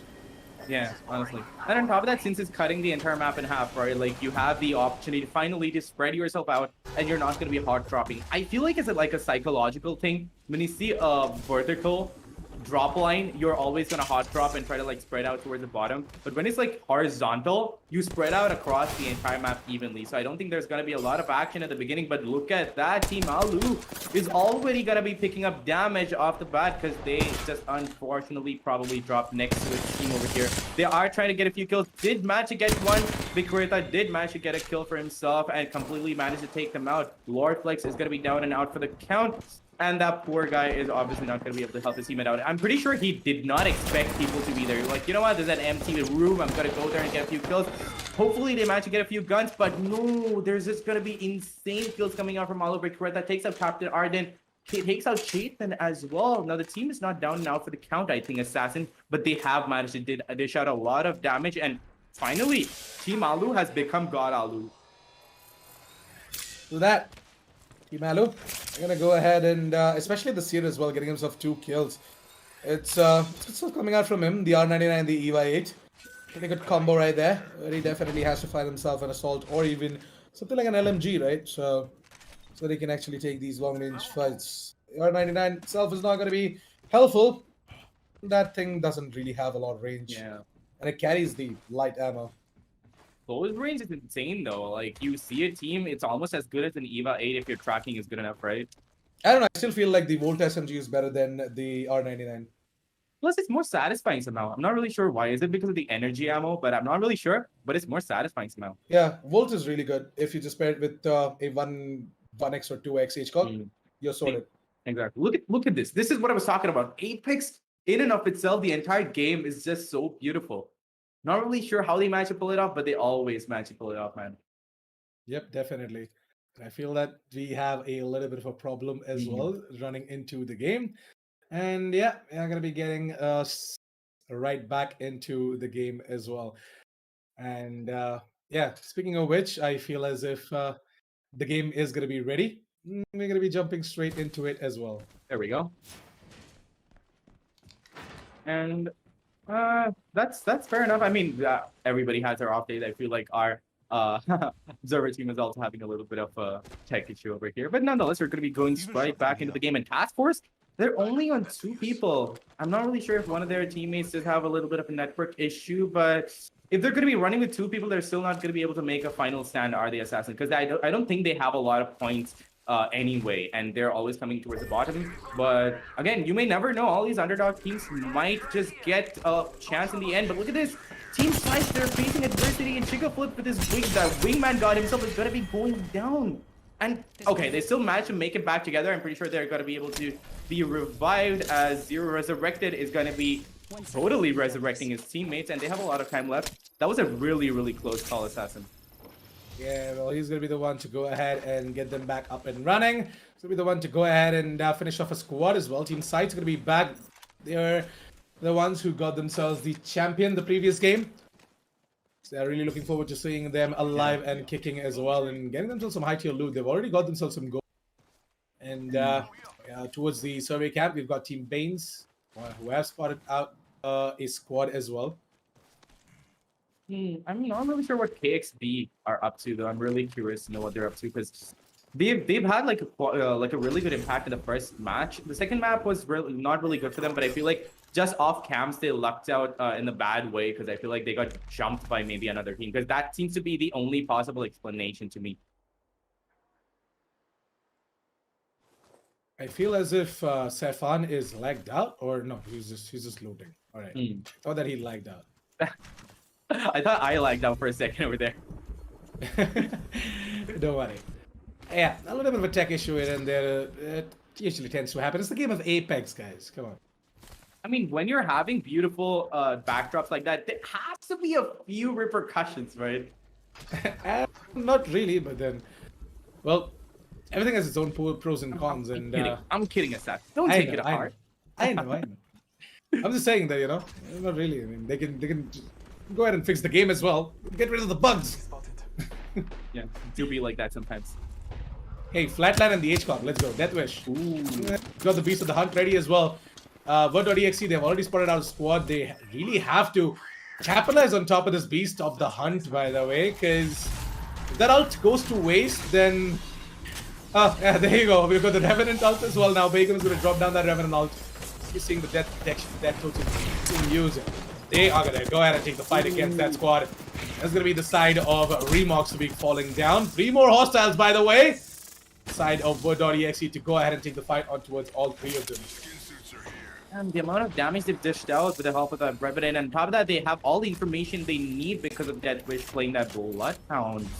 Really good setup over there, and not a lot that the other team can do, because honestly, that Bloodhound is going to reveal everybody. They're going to be pushing, and they're going to be dishing out a lot of damage. If they don't have their shield batteries, they're going to be facing adversity, but they're already going to get spotted out, and the damage is going to be coming out right now, but no, Begum is going to be going down and out for the count. The Revenant himself is going to be out, and it's all up to Deathwish and Non-Kebab to get the kills for themselves, but the Ring is also going to be facing a little bit, posing a little bit of a challenge for them, because they have to be duking it out outside of the Ring, but they did still manage.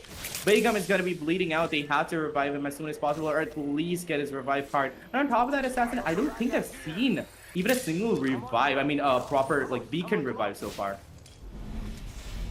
Yeah, Word.exe, themselves 2 players left out, by the way. Begum is going to be revived, and oh no, seeing the side as the side of Word.exe is going to be out of the Ring, and Begum might just die. Just has to go ahead and use the medkit, and he's going to be doing that. Yep, the medkit is going to come in, and maybe he's going to survive. This is the first zone, so there's nothing to worry about. Yeah, exactly. And over here, Banes are just chilling over here. They don't have a lot of competition. There's not going to be anyone over there, but they've got really good loot. They've got the LSR, they got the R99. R99 I still feel like is a pretty good gun, close range, but it's really hard to control. The recoil is just insane, and if you can manage to control that, almost as good as a shotgun, but I don't think anything can beat the EVA 8, man.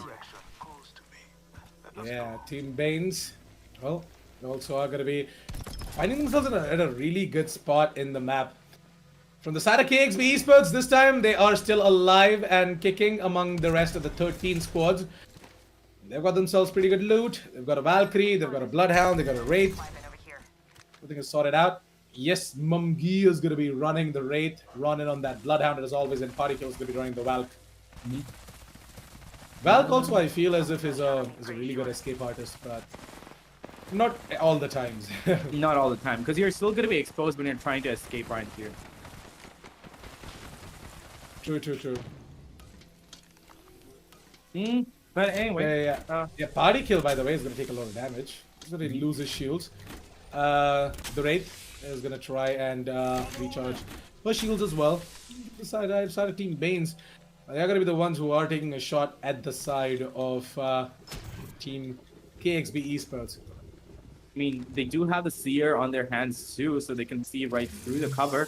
And then there's the Gibraltar, the Gibby, to provide shield and back up his teammates. I feel like KXP might not be able to make it, but they do have the vantage point. All depends upon who's going to be dishing out the damage first, but Bane blind. That was a really risky move there, my guy. You put in your ultimate and you went in with your sweet juice, and he just went there and in for the kill. But honestly, he got a lot more damage than he thought that he's going to be dishing out. But look, the ultimate from Gibby is also going to be coming out. Let's see if that's going to be helping them, though.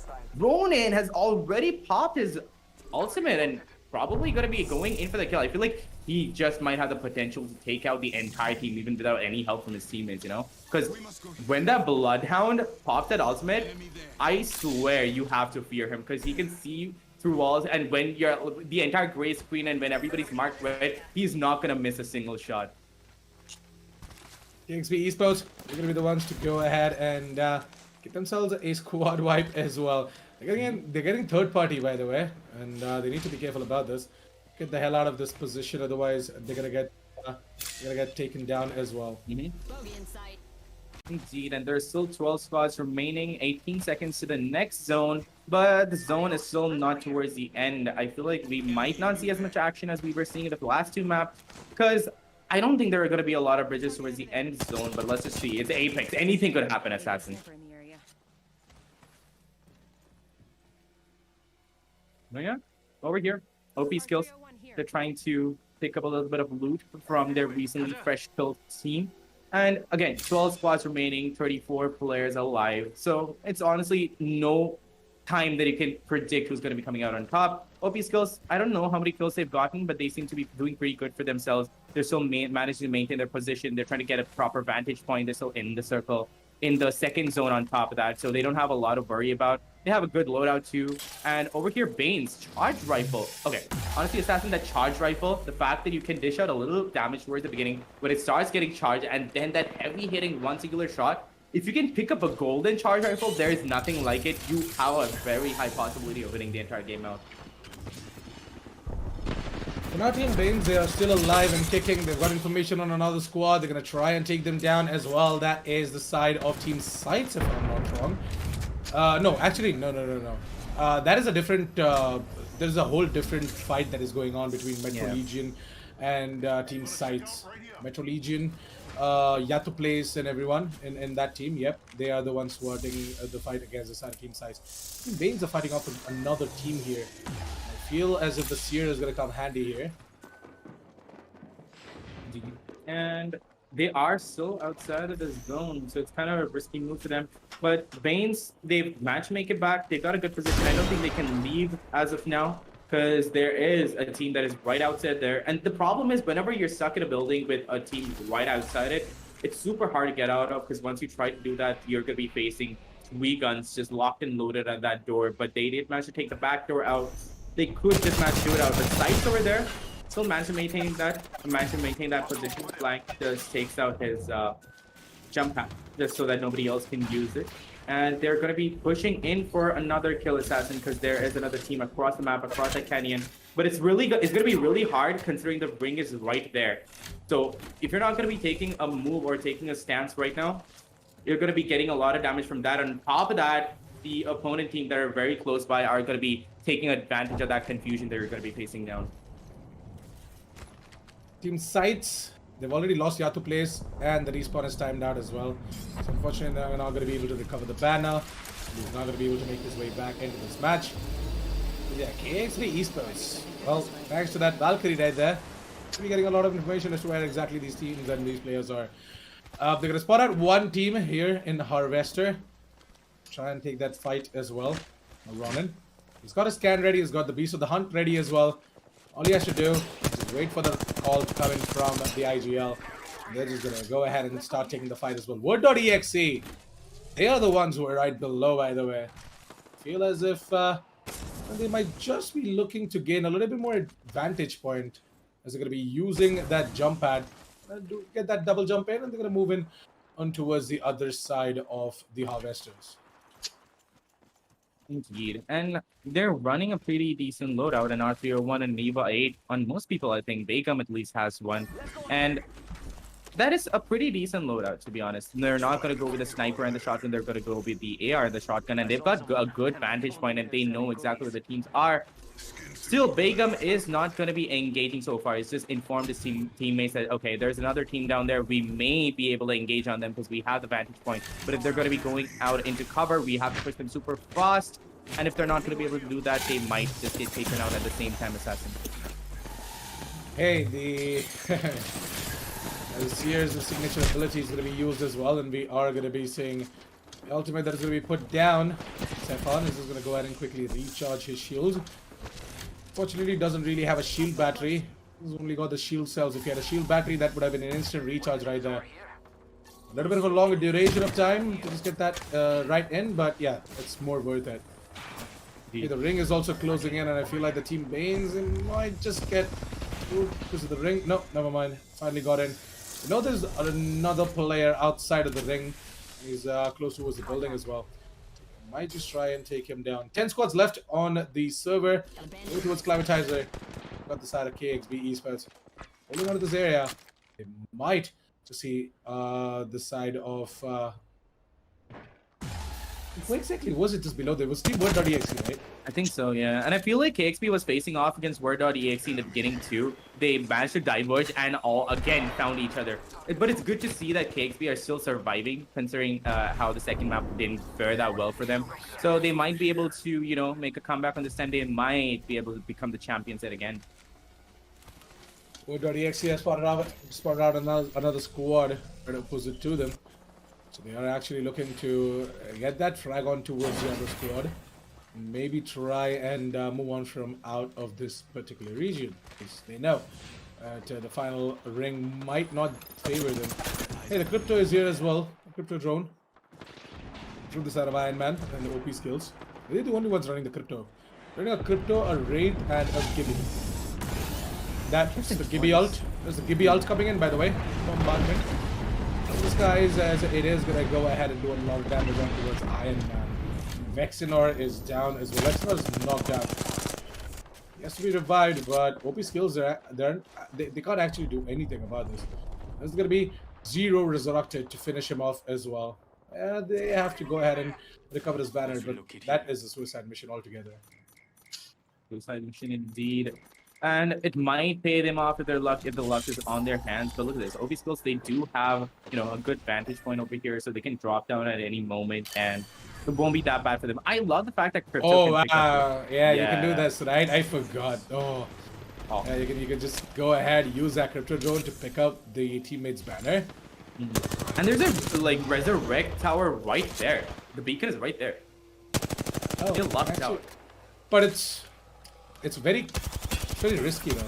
No, but on top of that is Crypto, right? I think you can instant revive with that drone of his. See? You can instant revive with that drone of his, and it's such a clutch situation right now. Like, he can honestly get his teammate back up, but they're still at a risky spot, because even if they do resurrect that, he has to still drop down and search for the loot. That is going to be really daunting. Exactly what I'm saying, right? It's going to be very risky. But still could serve as a good distraction for them, though. It might. But at the same time, it might just backfire them as well. When they're no longer going to be having, you know, any sorts of information as to where exactly the other squads are. Like, okay, most of the squads might just start firing, but you never really know when your 6 is not covered, right?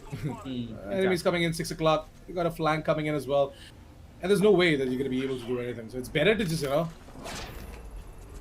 distraction and all is fine, but right now what you need is a lot of information. And wow, did they actually revive him? I think they did. That's exactly what we're seeing. Probably him dropping like a hero from the sky.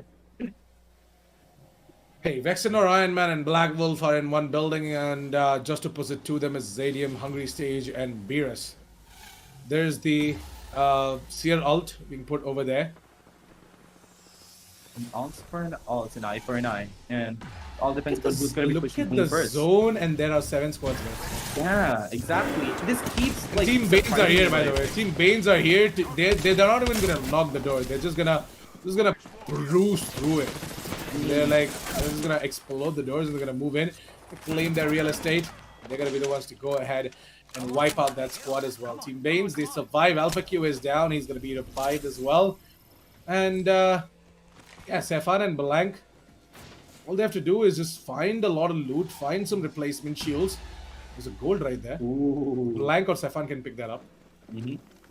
And honestly, they have decent loots and they have decent loadout and good shields. I feel like we might see a Bane's champion coming in sometime, because it's like 6 squads left. They've got good tier loot and they can like leave their building at their own discretion. They can leave whenever. But then again, we still have Esports in for the action. They also have a really good vantage point. They're not dishing out a lot of damage, and they're not taking a lot of damage either. Nobody has spotted them out, and everybody's playing super safe right now, Assassin. Like this coach. They've got themselves the information. They know where exactly these players are. It's going to be definitely a noob to go ahead and use up that R99. Going to frag on towards Uzumaki Paris. There was a final player as well in his team. He's going to be going down, and we are going to be seeing the side of Vector Sports left out with 4 other squads. Make it 3 now, as it is going to be final player as well. On towards another squad going down. Vector Sports, they know where exactly Team Bane is. They've got the CR Ultimate. It's going to be going down really soon, I guess. Vector Sports, what exactly are they going to do? In terms of the overall situation, both of them are at an even ground here. No advantages, no disadvantages whatsoever. The only advantage Banes have is that they're inside of the building and they're not out in the open. They have to leave. Yeah, they have to leave. They definitely have to leave.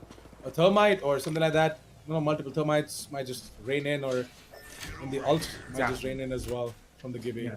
And so in that way, I feel like Vector Sports has the advantage because they're up there. So whenever Banes are going to be leaving, they might get a confirmed kill. So it's going to be really risky for them to leave, and it might be like the last time. I think it was Vector Sports that tried to get like a few kills on the team that was like camped up in the trailer. I feel like it's like how the turntable sort of situation. They might just come out and kill Vector Sports instead. So Banes might stand at an advantage, like you said, but I still feel like Vector, with the positioning they have, better stances right now. And Board.exe right now, they're facing adversity. They've been spotted out, and people are probably going to be pushing in on them super fast. Over here on the other side, Vector Sports is trying to get a different position and trying to push in on a few other teams. There's definitely a noob with that raid has put up a portal to go in, dish out a little bit of damage and instantly evacuate from the spot. Just a little bit of damage for the end game scenario, just so that they don't have a lot of syringes to work around with, that they can't like play it out towards the end. But look at this, Banes! The thermite grenades are going to be coming out like you said, and Red Force, they might be able to take them out, but they're still standing strong. But not for long, because the damage is going to be coming out, and Red Force is just annihilating them, and there we go. Ain't going to be down and out for the count. With the side of Team Vector Sports as well to be falling, by the way. It's just Word.exe versus OP Skills now. OP Skills, I feel like that the position that they have right now is pretty good. They've got a little bit of advantage, and they've also got themselves a building as a cover. So Sara Team Word.exe, they're just out there in the open. Just use the terrain to their advantage, but still the terrain along with the Mastiff and this aggressive play coming out from the Saranan Kebab is just working out for them. OP Skills, they are going to be the ones to be emerge champions. What in God's name was that from them? What just happened, Assassin? How did that happen again? Word.exe had a lot going on for them as well, by the way. Like, they were aggressing in, they were using the rocks as cover, but I did mention, right, that the side of Team OP Skills have got themselves a building as a cover. They've also got themselves a little bit of a vantage point, which they can actually use to their advantage and go ahead and take out the fight in a really good way. And the Peacekeepers and the Mastiffs, they just come in raining and they just come in hot to go ahead and take down the side of Team Word.exe and emerge OP Skills as the true champions. So congratulations, OP Skills, for going out and getting that victory in match 3. Interesting, isn't it? Match 1, we had a different champion. Match 2, we had a different champion. And now match 3, we have a different champion as well. This time it's going to be OP Skills. But yeah, that definitely was a match to be talked about, and definitely are going to be bringing it down a little bit further into towards the match highlights as soon as it is going to be ready. We're going to be jumping straight into it as well. But Cowain, I wanted your opinions as to what exactly went wrong for the side of Team Word.exe, because I feel as if we did talk about that they did not have enough cover. They had to use terrain to their advantage, but still the match highlights are ready. Yeah, we can just jump straight into towards the highlights. You can start explaining you can start explaining the audience as well as to what exactly happened at the start of the game. Later on the line, I'll pick it up. Yeah, exactly. But I just want to say that it was mostly confusion and pandemonium that meant that Word.exe was not going to be able to survive. But see, off the bat, dominating guard were going to be taken out super quick because they had no idea there was another team just hungry for action over there. Then Sights, they were facing adversity for a little while where they almost got taken out, but Zero Resurrected came in clutch, took out the last player, and resurrected his buddies. And Sights, honestly, unfortunately, they couldn't stand up until the end, and that was kind of unfortunate, but that's the thing, right? Every map we're having a different champion coming out into play, and Board.exe was a team that had a really, really good standing the entire game. They had really good kills. They were not playing it too aggressive. They're not playing it too passive, and they were aggressing at the right time which is something that you need in the game of Apex. And you can't really just be playing it chilled out. Because if you camp a bit too much and you're going to be in a building that doesn't have a lot of escapes, you are going to be taken out. And then there was Banes. They were becoming super explosive, but they just got cornered in on that building and they had no option but to leave. The moment they had to leave, Vector Sports was there to pick up on those kills. And it was just kind of unfortunate for them, but it's just so diverse in the game of Apex because you never know who's going to be getting kills and you never know who's going to be up top on you. And it's not like other games where it's more horizontal, where you like just check the horizon. You have to always be aware of who's on top, who's on top of a cliff, who's above you, because they could just be coming in and dropping like birds, Assassin. That's absolutely right. And I feel as if the final stages of this entire match, right? It's just so chaotic. You had teams that just sandwiched themselves inside of a building and just got absolutely taken down. Team Banes, they just got completely destroyed as well. It was like the final player or something to take down definitely a noob, and yet the entirety of Team Banes went down. And then this just got third partied or something like that. And Word.exe and the side of OP Skills, this fight was absolutely something. We saw the hunt activated from the side of Word.exe. They did have themselves the Peacekeepers. They did have themselves a Mastiff, the R301s with their OP skills. It just came in clutch. They just came in hot. 2 players bled out, and then it was just down to the final player to get something done and OP skills. They just made it happen. They just went in hot and then took down the entirety of Word.exe. Despite Word.exe having all the ultimates and everything else going on in their favor as well, they were not able to close it out. And that pretty much is what happened in match 3 as well for the day. Definitely was a really good one, and I can't wait to see what we're going to be seeing in match 4, because match 4 and 5 are going to be the ones that are going to be deciding who exactly is going to be at the top of the table as we close out the day as well.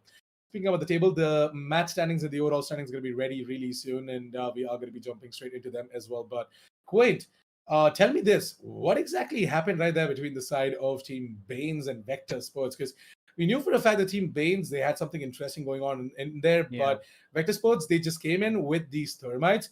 I'm not really sure why the side of Banes would just hold it. Like, I know for a fact that they were just trying to lock the door, just trying to just, block the door as well, like a human block right there, like a human shield. But then that wasn't the best strategy out there, right? They just got thermites. They just got thermites right onto them. They had the side of definitely a noob who just rushed in as well with his SMG. It was so good. Exactly. So like towards the end, Vector Sports just like they got tired of waiting it out. They were like, you know what, we'll wait for Banes to leave. But at the end, they were like, you know what, we're just gonna be done with it. We're just gonna be ending the entire shenanigans. We're gonna go in and we're gonna rush them and we're gonna take them out. The Banes, they were ready for it. They did try to block the door, but in my opinion, like you said, blocking the door as a human shield is not the best idea all the time. Because whenever that has happened, right, it has never ended well. Because that door can be taken out. And on top of that, when that door is being taken out, you are going to be taking a lot of damage as well because you're just right there. So it doesn't matter what that door is going to be taking damage. It could be with a gun too. But when it comes to a thermite grenade, you can't really do much. You're going to be taking a lot of damage. Whoever's standing behind you to give cover, they might take a lot of damage as well. So Vector Sports honestly played it out beautifully towards the end in taking out Banes. But the amount of time they spent focusing on Banes meant that they couldn't focus on the other teams around them. And they obviously were going to be taken out. But here's the thing, Assassin. The fact that so many different teams are coming out as champions, and it's not the same team that is coming out as champion over and over again, or at least staying at the top 4 or top 5. It's just so diverse. It's just like switching up so fast.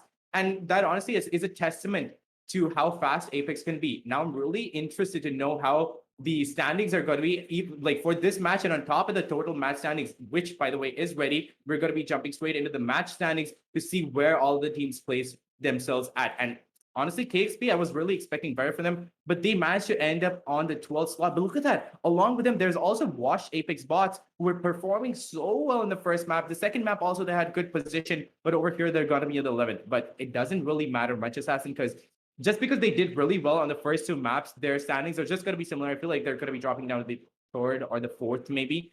And it's still decent for them. On the 4th and 5th, they could pick it back up. But it's just so chaotic. Any team could come out on top, but towards the bottom, we also have Aviator Esports on the 16th position. 15th and 16th are going to be Best 9 and Aviator Esports, something that I was not expecting at all, Assassin. And then we have Banes there. Word.exe. Banes really played it out really well. Word.exe, they did get their fair amount of damage in, but the amount of damage Banes did, it did not like stand a chance in front of OP skills at all. They did win it out, but Baines did so much damage and they positioned themselves so well that they came out on top even in spite of not being the champions, Assassin. Yep, absolutely. And I feel as if the side of team Baines are going to be very, very happy with the amount of kill points that they racked up in this match. Like they did absolutely everything they could, but unfortunately, they just sandwiched themselves. They locked themselves inside of that building, right? If only Yeah. Vector Sports did not rush them down, that could have been something. But hey, overall standings are ready, so why don't we quickly jump straight into towards the overall standings and see what exactly is the story over there? Because I know for a fact that after this match, Baines are going to climb up. They're going to climb up over towards the third spot. We're going to be seeing Word.exe over towards fourth.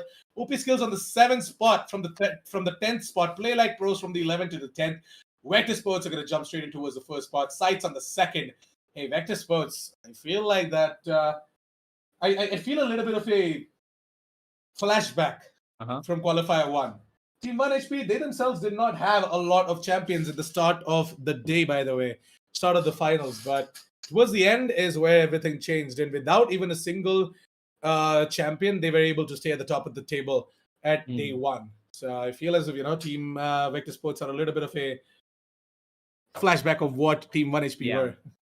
Indeed. And then we have Sights down there on the second. And like I said, Washed Apex Boss have like dropped down to the fifth, which is not a bad position at all. Because it's not that hard to like come back from that position. And considering how they are having consistent performance, I feel like they're going to be maintaining the top 5 positions. Not really sure if they're going to be coming out on top, but they could still come out in the top 3. I really think that Watch Apex Boss are going to be coming out into the top 3. But Sights, though, I didn't see a lot of presence from them in the first map, but on the second map, from the second map onwards, they were just so explosive and so good at what they were doing. Then there's Vector Sports too. They're managed to dish out a lot of damage. Honestly, Vector Sports, Sights, and Baines, these 3 are the teams to look out for from what we've seen so far. Now we can determine the Vector Sports, Sights, and Baines are the ones to look out for. Word.exe, they're kind of having like an on again, off again sort of stance where they're getting good kills, they're getting good positions, but then again, they're dropping back down.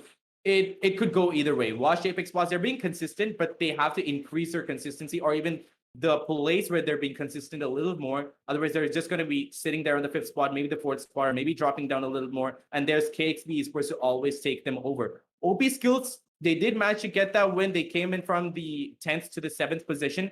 That is a really good jump. But then again, if they're going to be losing out the maps after this, they're going to be dropping straight back down to the 10th. Then we have Aviator Esports and Play Like Pros too. They're playing really well. 9th and 10th positions, but that is not something to worry about. They do have 16 and 12 points, and that's a far away from the top 5. But they still could honestly play like pros or be like aviators and just shoot their way to the top. So Vector Sports for now, though, with a total of 41 points, I feel as if they're just gonna keep on, racking up the kill points. They don't really care.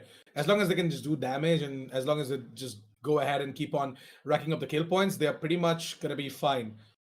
If they can just combo it up with a win, that might just boost up their entire standings right here, right now. But as we head on over towards match 4, I feel as if things are going to take a little bit of a turn. We might just see another unknown entity come in and take a champion title for themselves. OP Skills, they actually surprised all of us with that performance in match 3. And in match 4, we are going to be seeing maybe someone like Team Alu or the side of Team Baines to just go ahead and get themselves a champion as well, because Baines actually deserve it.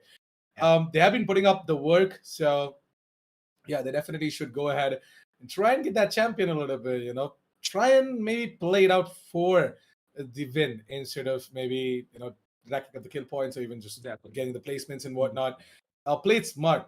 I know for a fact all of them are playing for wins, but sometimes it just becomes they just become blood hungry, right? They're like, okay, you know what? We gotta take kills. Kills are what is actually gonna make a difference. And as soon as they spot someone out, they don't have any trigger discipline. They just start firing and they just give up their position. And that sort of is what happened as well over there. But Vector Sports were just a little bit too good. They had a lot of information and they had themselves intel gathering legends who went ahead and got the position out from the side of Team Baines, and they just went ahead and used the thermites and everything to just take them down. But as we move on over towards match 4, I want to see a little bit more of a passive side of play coming out from all of these aggressive teams. so that they can, at least make a difference when it comes down to putting up a win as well, and making a difference on the overall standings as we are going to be approaching at the end of the day as well. But what are your thoughts on match 4? Match 4, not really sure. I feel like Vector Sports and Bane Gaming, they're going to be having a little bit of grudge because Bane was, completely blocked out by Vector Sports. Now, although Vector Sports did play it out thoughtfully, the amount of damage that Bane's dished out, Vector Sports had no idea that they were going to be coming out on top. Like, they were like, yeah, we got this dude down. We're going to be getting the champion title and we are going to be shooting back up. But can you imagine the amount of points that Banes could have gotten if they managed to survive that situation, go out and become the champions? They would have shot straight to the top, and they could have like chilled a little bit more for the 4th and 5th map. But they're still gonna be having to slog it out a little bit. So I feel like Banes is not gonna be backing down. They're not gonna be a little more passive. They're just gonna be continuing with that aggressive playstyle. So is Vector, but I feel like Vector, Banes, and Word.exe. Word.exe, by the way, they're playing it balanced out. They're not going in too aggressive. They're going in aggressive at the right time. They're falling back at the right time. So I like what they have, but I feel like considering how aggressive the other teams are getting, they have to amp it up a little bit, put that fire in their footsteps a little bit more. Otherwise, they're going to be falling back. And speaking of on again, off again, there's also Team Alu, who played really, really well this particular map. But again, they had like a squad Alu, vibe right off the bat. yeah, right? Exactly. So they were playing really well, but again, they can't like be true to their names because if they fall back down for the 4th and 5th maps, they're not going to be able to come into the top 10 even Assassin. Yeah, they actually have to play it a little bit more passive. Like, yeah, I know for a fact that they did go ahead and get that squad vibe, but it also kind of gave away the position, and they just were so aggressive. They just wanted to hunt that team down as they tried to escape. But it's okay. I mean, it's a way of racking up the points as well. And when there are so many other teams who are much, much better than you, who have a much higher chance of going out and getting that champion title as well, you try and take as many fights as possible, right? Sometimes you are just like, chug it. We not going to play for the passive plays. We're just going to move in. I'm going to drop in hot, and we're going to get some loots. And as soon as we get a weapon, we take on the fight. Like, to hell with playing passive and everything else. We're just going to go ahead and take the fight. It doesn't matter if you die or whatever, but yeah, that is sometimes the mentality. Yeah, true. But the problem is when you see that desperation coming out, right? Sometimes it never works out for you. It's like, when you're trying to practice something and then you are failing at it and you start doing it the same thing again, but faster. You're like, you know what? One of these times I'm going to be getting that kill. And it goes for anything. Like you're playing a piano, you mess up and you start playing it faster for some reason. And that's exactly what Team Alu is doing. They're becoming a little too desperate. They're like, we're not getting kills. This is going to hot drop. We're going to be getting kills. But that is not the mentality you're supposed to be going into. Get a few kills, but they're getting third party too often. So you played out a little more passively, play for position points, get a few kills. I'm very sure that they can make it out into the top 10 at least. Yep. So the match is ready. Why don't we quickly jump straight into the match as well after the message from our sponsors.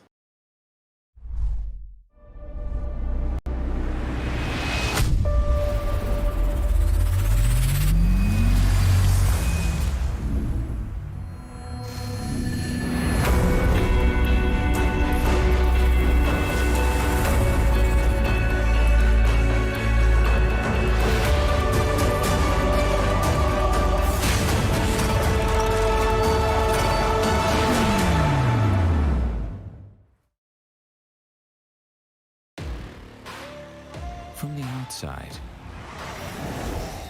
who would know what lies beneath? Unleash it with a machine as savage as you are. This is how legends are made. Lenovo Legion. Stylish outside, savage inside.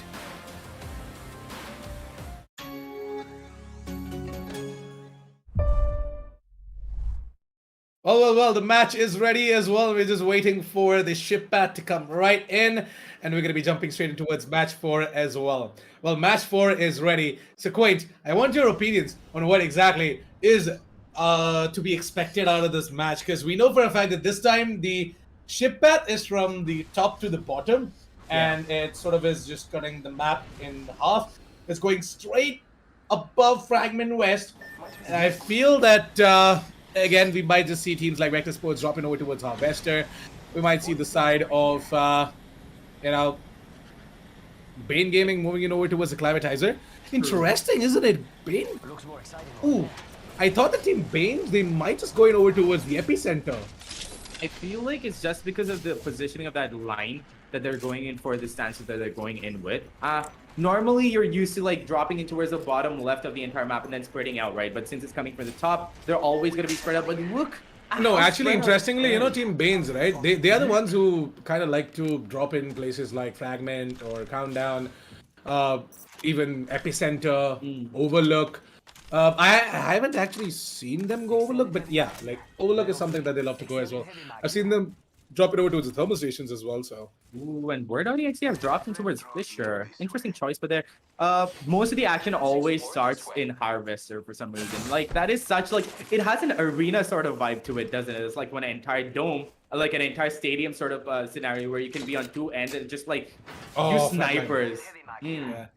But Harvester, I feel as if not all the time you find the best of the weapons, right? Like it's not really a place where It's you just can... fun. It's fun. It definitely is fun because it's at the center of the map, right?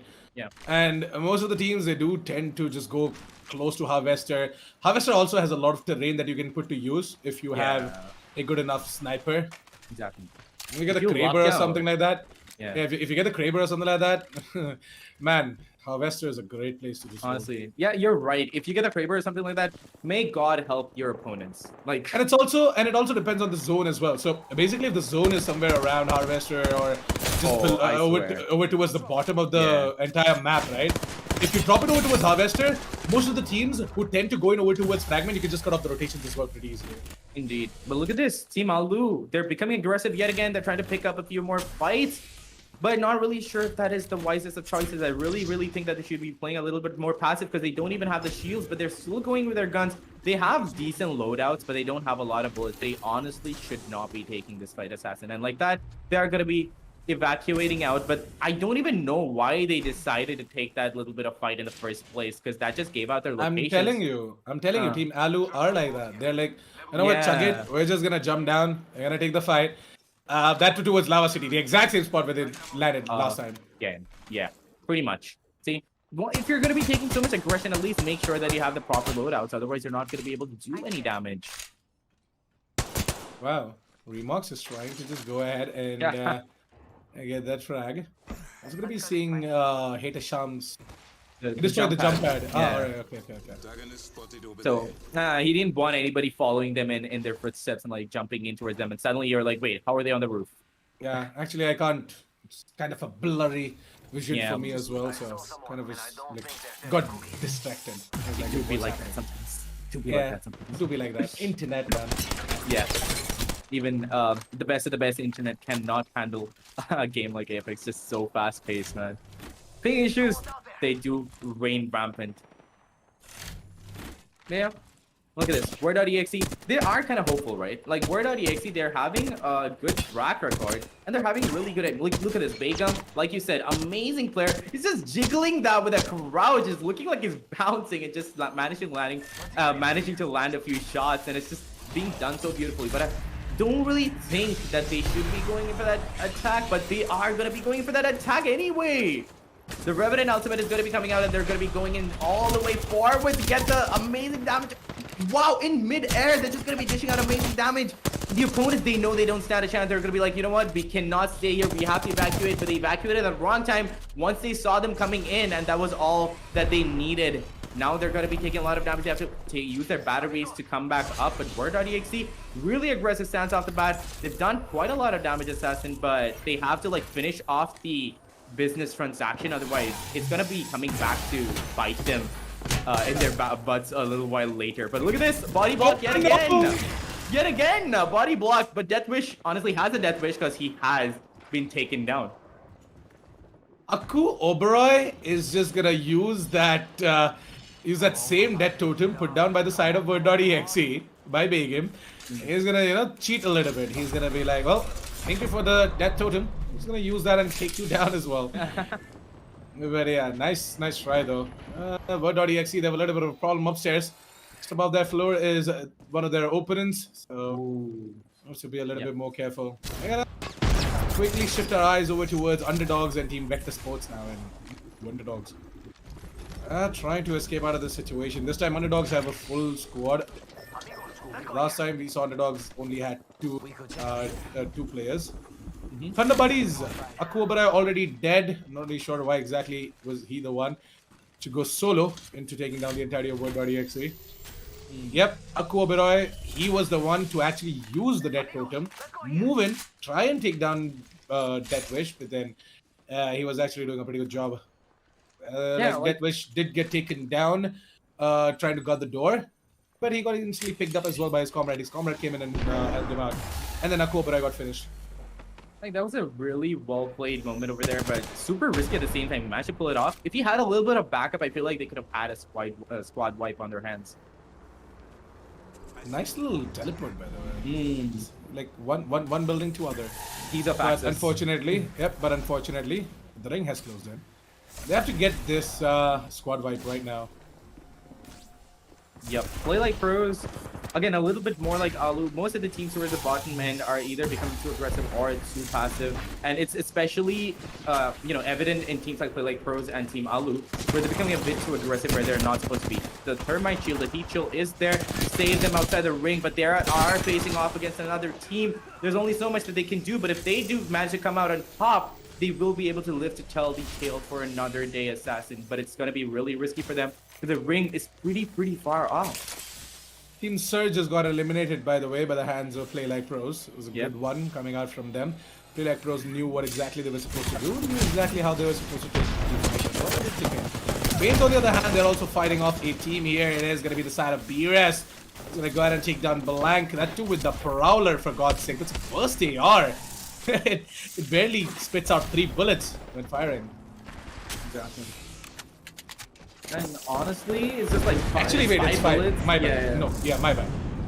5 bullets, but then that and the Hemlock. The Hemlock is the one that spits out 3 bullets. But Hemlock is the one that spits out 3. I kind of.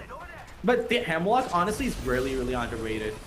But it is Word.exe, Begum, and his gang are going to be running in for that kill. They're going to be hunting them down. Yet again, they've got the Revenant ults up and ready, so they don't have a lot of risks over here. They can just go in and take them right out. That is exactly what they're going to be doing. Begum does manage to get a kill on Siphon, but that is all the damage that they're going to be able to do because their opponents have gotten a better positioning, Assassin. But if they can manage to get up on top of that cliff over there, they might be able to take them out, but it's all up to time to tell at this point. Well, the bad kids are going to be coming in, and I just see Begum and gang try and get the hell out of that position. Underdogs, on the other hand, they've also opened up a rift here. They can just use it whenever they want in order to maneuver here and there. Underdogs actually... Are they going to spot out the team that are right in front of them? I doubt that. I think they have. Towards the south, by the way. They're looking at the east right now. No, actually towards the west. That is going to be their west.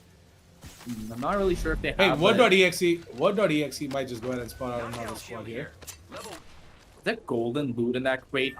Honestly, no, that's purple.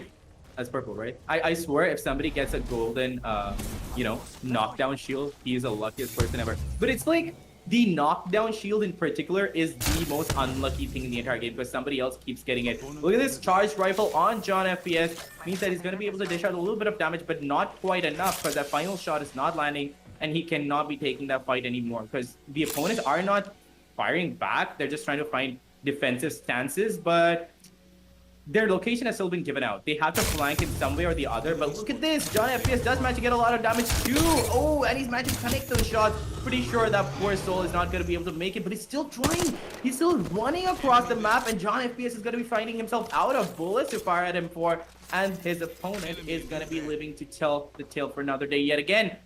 He did manage to relocate himself, but I think he was soloing that entire thing over there, Assassin. I don't think he can survive for that long. Well, Switchy, this time around the Washed Apex bots haven't lost a lot of players. They're still alive and kicking as well. Team Sage only have 2 players here, and the final player might just get taken down really soon. There you go. There's going to be Washed Apex bots to go ahead and eliminate that squad. Aviator Esports over towards this region have to take control. They have to take care of where exactly that Seer ultimate was put in from. They finally know and have the information as well. And there's just so much chaos right now. 11 squads left. Circle hasn't even closed out yet. This is probably one of the quickest matches that we've seen, Assassin, because a lot of these teams have ended up facing up against each other, which is something that I wasn't expecting, considering how they were spread out a little bit. But off the bat, we saw so much action. Do that.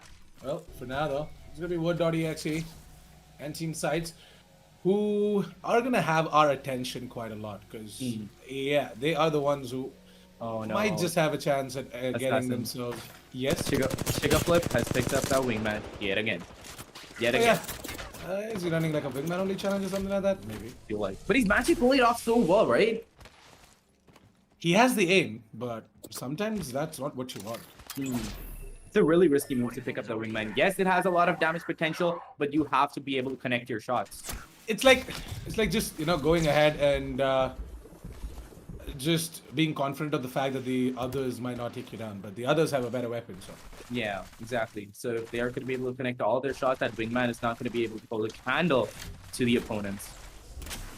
Either he has to be like the master on the wingman, or I think he is. Like the way he's been playing having a good, or he should be like having a really good day. Now, Wood.exe are gonna have a good time thinking that hey, we finally managed to escape out of that situation. Moving over towards the other side of that cliff, and we're gonna safely make our way inside of ring, get ourselves a really good position. Watch they pick spots. Well, they are still holding on top of the building right here, and they know for a fact that there's a squad somewhere around the corner. Yeah, there you go. Switchy is gonna be the one to drop in an L star. No, not the L star, sorry, the Arc star. The Arc star, yes. Yeah, wow, it happens. It happens. Yeah. But that Arc star, I swear, sometimes you don't even know when it comes. Throw in the L star, right? That's so like. Just goes there and he drops the weapon. I'm sorry, I don't think you have a proper loader. I think you should take this one. Yeah, take this. I'm helping you. But yeah, like throw in the Arc star, by the way, because he is running an L star, so I kind of like in the flow, in the heat of the moment, I was like, throw in the L star. He's kind of doing what happened to him. Like he was getting a jump pad, but he's like, here, take the L star, but no, I'm gonna be taking it back. Yeah. Thank you for dropping in the jump pad when I needed it. I didn't use it though, but you can use this L star. Yeah, indeed. I'll return the favor. But there's not a lot of damage that is being dished out though. Like look at the three teams that they're in such close vicinity, but they're not being able to fight each other. They're just playing so well around the obstacles that they have. And in any time right now, they're going to be picking up a lot of kills. It all depends upon who's going to be taking the initiative and whether the other team is going to be prepared for that push coming in. And this is sort of like the final fight right about now. Like, yeah, we're going to be seeing the side of Team Vector Sports go ahead and duke it out against the side of Washed Apex Pods. As soon as they are going to get that information that they need, they're going to start firing as well. My goodness, John. Half of that purple shield is gone. Indeed. Purple shields, I mean, honestly, he's lucked out a few times in the previous matches too, in the previous maps too. He got golden shields, he got red shields. So honestly, he's having really good luck with the shield somehow. But look at this, he's also picked up a charge rifle. He seems to be really comfortable with it. Really good scope on that. And if he manages to land his shots... Yeah, but still, the fact about the charge rifle is that if you can manage to land your shots, at least you can do like 6 HP damage, like the minimum that you can do. Is he actually about to craft? Is he actually about to craft the ammo? In the middle of a fight, yes, that's exactly what he's about to do with that. I feel, yeah, maybe, you never really know, right? You have the crafting materials, you can actually go ahead and craft the ammo as well. Because as far as I know, like this week, we don't really have the backpack and everything else in the crafting thing, so yeah, it keeps on changing every week. Like. It's unfortunate at this moment. This week we have the 1x, 2x ACO, I guess, scope. Yeah, and that isn't gonna do a whole lot for your gun. Yeah, that's anyway. a purple. That's a purple scope. It's a good. The purple one. Okay. Yeah. Oh, the 4x one. The 4x, yeah, the 4x okay, one, not the 2x. Not the 2x, right? Yeah, I was thinking it's either the 1x or the 2x. But yeah, that's cool. Then you can craft that. Yeah, we had the digital thread the previous week. The digital thread on the wingman or maybe the R99 is such a blessing. Yeah, the digital thread on the SMGs is really good. Yeah, you really. Spawn them out as well. Like smokes and all don't really matter anymore. But look at this, KXB, they're already down one player. Ronin is down after the count, so they're not gonna get any information. But just as I'm saying that, they were facing adversity, and the other team that just wiped them out. Unlucky at this point, but Sides over here, they're just having the time of their lives, and Chica Flip is just having a ball with that wingman over there. He's like I said, see, he's just gonna be flying across the map. Boosted loader. Get the boosted loaded as well. That's nice. Got himself the extended as well. You put in, you know, the quick swap mod also, and honestly, there's nothing like it. Yeah, got the Evite and the Wingman, so Chica Flip. Again, Did Yatu just put down the Revenant ult? He did, right? he did. Yeah, but they have to use it. They have to use it. Yeah, but there's nobody in the vicinity. I'm not really sure why he did Oh, it. that's an HCOG. No, that's not an HCOG. Wait. He did not put down the ult, right? Yeah, I saw him Yeah. doing something towards the wall, so... Yeah, I saw him do something towards the wall, and I was like, wait, is he actually putting down a dead totem? I His thought ult so is not too. even ready. Yeah, it's like 20%. He can actually use an ultimate accelerant if he has If one. he but finds it's- one, yeah, exactly. But there are still 8 squads left, Assassin, and 22 of them remaining, and amongst those, 2 teams are going to be duking it out, and that is going to be War.exe facing off against another team. They have the information that they need. Deathwish has gotten the info that he needs for his teammates, but they're on the upper level, so whoever's going to be trying to push them might face death, because the upper hand is always the better hand, because you can't really do much from down there, and they have to evacuate from there, but they are also going to be taking some damage from the people up top. But if they can manage to fight back, it's going to be good for them, because they are Naan still... kebab. Oh my god, he missed absolutely everything. Ah, that's fine. He did couldn't not really do connect much. anything. Yeah, in the spray down to the wild spray down. But hey, Begum is definitely going to connect that. He's done so much. But everybody's seeing Deathwish. Yeah, Deathwish is going to be using up the Beast of the Hunt as well. He's got information and is going to go ahead and try and finish off whatever he can. You know? Indeed. And we're coming in towards the end game right now. The last circle, the last 2 circles are going to be coming in at any point. And War.exe, they're dead in the middle of a fight. If they're not going to be able to survive this, they're not going to be able to have the vantage point. that they Begum's ult need. is ready. Yes. All depends upon whether he's going to be able to use it right now. And we were thinking that he did use his ult. He's before, just but going to... I think he's just going to save it as well for the final push. He might not. I don't think he is. He has to. They have to take out the team, but oh, they've already dished out a lot of damage, so he might not have to. But in the heat of the moment, he may. No, I'm talking they're about the ge- final push, right? When you are in like a 1 versus 1 But you're- penalty squad or something like that. Problem is you're risking it a lot when you're in a fight right now, and they're not facing. They're not being able to manage so far. Look at that. Begum is gonna take a lot of damage from Switchy over there, but let's see if he can make it out in time. Metro Legion, on the other hand, is flanking them, getting a few like blobs of damage for himself. He has a Yeah, peacekeeper. John if is I'm going to not take wrong. down Begum, by the way. I feel it's over. Yep. Team Begum going to be going down. That wingman is not gonna, you know, put up the final fight on Sugar Flip today. Hey, sides are still alive, by the way, so I feel Chica Flip can do something. The flat line is actually dishing damage, so there's nothing to worry about. Especially for the side of Zero Reserve. He's having a good day. Honestly, Sice has a really good positioning there right now. The Yeah, circle they is do. in their favor. Yep, the zone is in their favor, and they can actually use this spot Yeah. to just maneuver their way around. They know And for a it's- fact that all of these other teams are gonna come straight towards them. Exactly, and on top of that, it's higher ground. So anybody who's going to be coming towards them, if they can manage to not get third-partied, then they can survive. I feel like Sight. Man, you know is what? gonna- You know what I'm kind of scared about right now for sites is that they've got their ult ready, alright, and they have information on one squad. Let's hope that they're not gonna put down that ult and try and take down that squad. Because if they do that, not only are they risking their entire position, but they're also inviting death at their doorstep. Because there is another squad just below as well. Exactly. Like I said, they better not get third-partied, because if they don't, then they And stand there's a very Vector good chance. Sports, there's Vector Sports right as well. Yeah. So. But look at the shields that Sights have. Yeah, sides they have like so Yatu Place is running the gold, Chica Flip on the purples, and Zero Resort is running the reds as well. So in terms of the loots, they're absolutely fine, right? But Yeah. then what I feel is that if they're gonna go ahead and just aggress this, they might lose this one out. Exactly. But I like the fact that they've like spread themselves out a little bit. They're not camping in inside that trailer over there. Because if they were to do that, they still have something to fall back into in case somebody's going to be pushing them. But they definitely shouldn't have been in there. But look at this. Fights are going to be coming in. And Nexus Abbey has gotten a kill on Switchy over here. And Vector Sports, honestly, they're in a tight spot right now. Dead center of the entire fight. All depends upon who's going to be picking up a fight with whom. They can easily third party another team. But if they get third party themselves with the ring closing in on them, they're not going to be able to stand a chance. Assassin. Vector Sports has got themselves 2 players left out, by the way, and it's gonna be really tough for them to go ahead and take down the side of Chica Flipping Gang as well. So, hey, Subby. Well, he's gonna go ahead and take out the shields of Metro Legion. Metro Legion is gonna be going down, but I have to definitely an oop. Metro is actually coming in from there. And I feel as if the Valkyrie ult is coming in as well. No, never mind. There's no Valkyrie. Sides, they are going to be the ones to go ahead and finally use up the dead token. You have to place.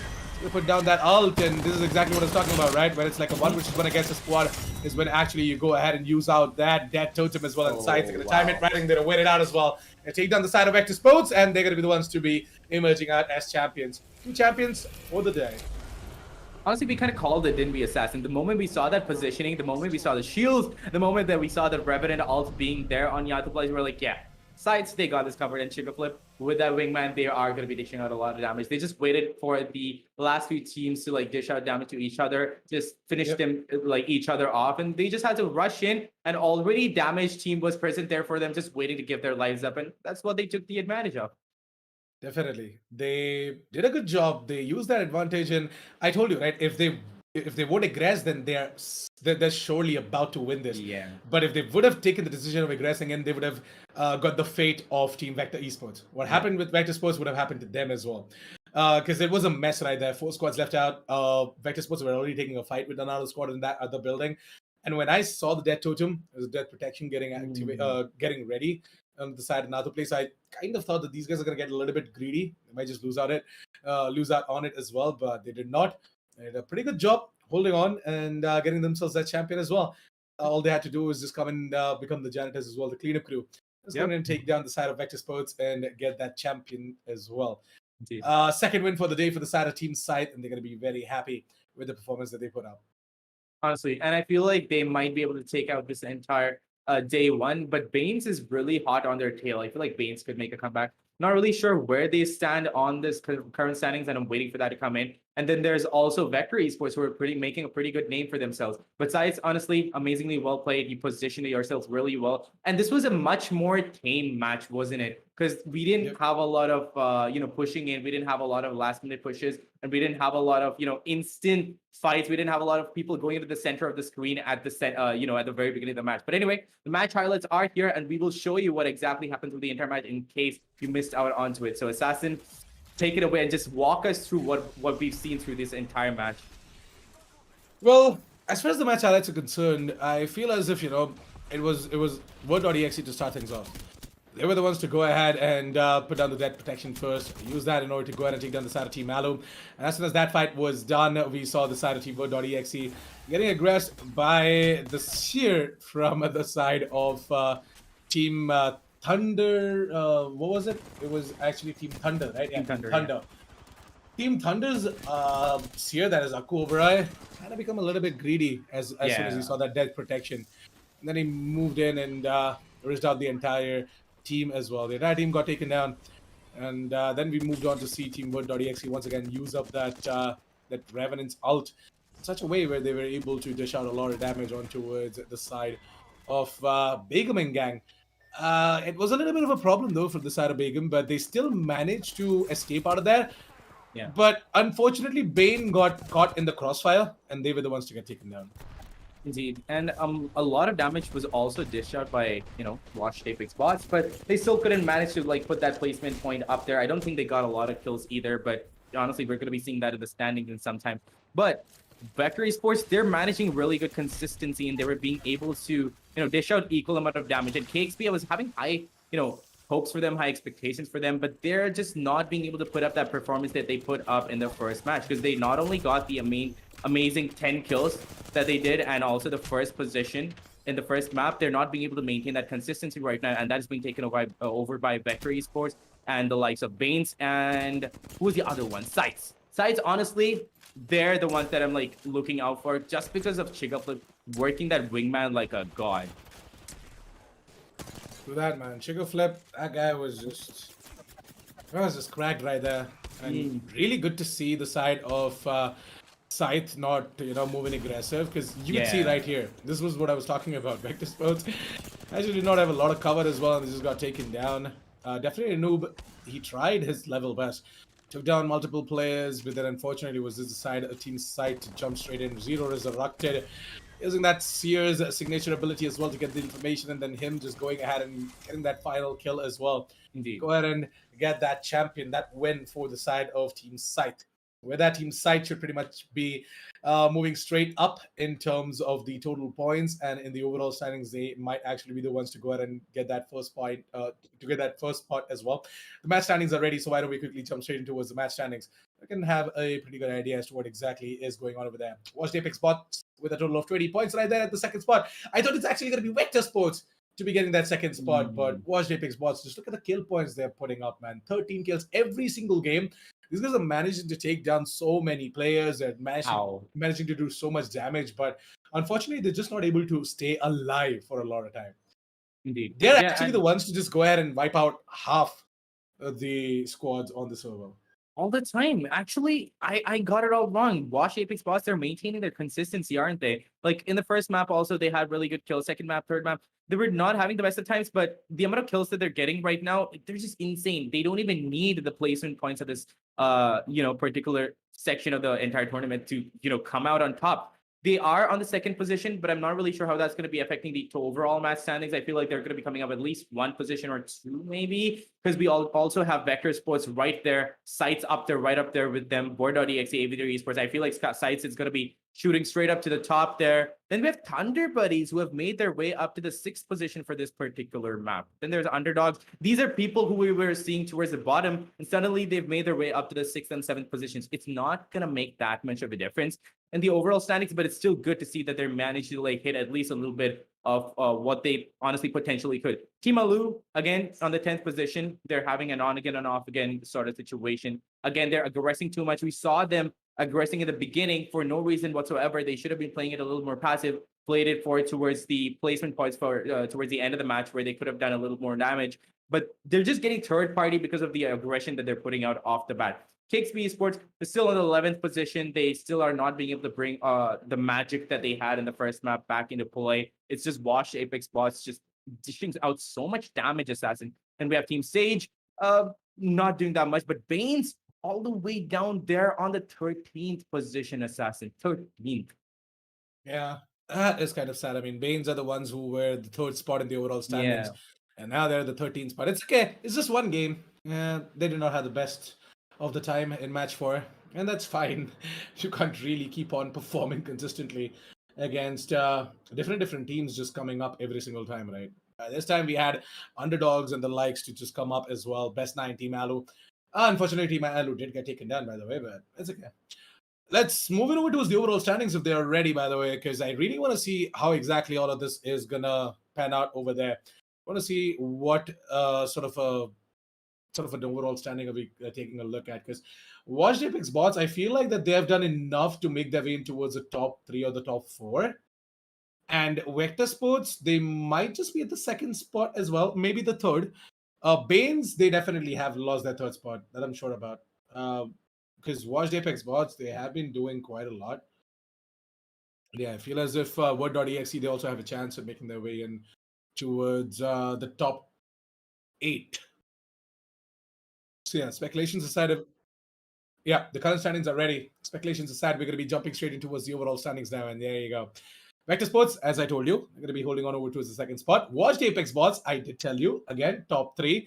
They're going to be making their way in towards the third spot. Word.exe have made their way towards the fourth. Banes onto the fifth.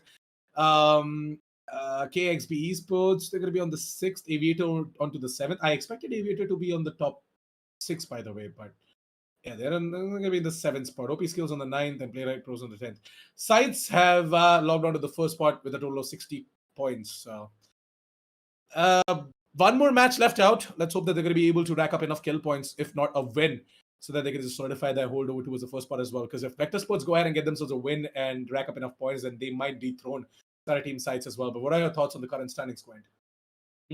Honestly, this is really, really spicy. Sites is all the way up there on the top. Like I thought that there's Vector Sports amazingly got their second position in. Wash Apex Bots, I feel like they still have a lot to say. I still think that they might be able to make second position there. But Vector Sports, they're just having an insane time over here. Banes, they did just have a little bit of bad luck over there because they had, they came in on the 13th position, which means that they're going to be dropping down to the 5th.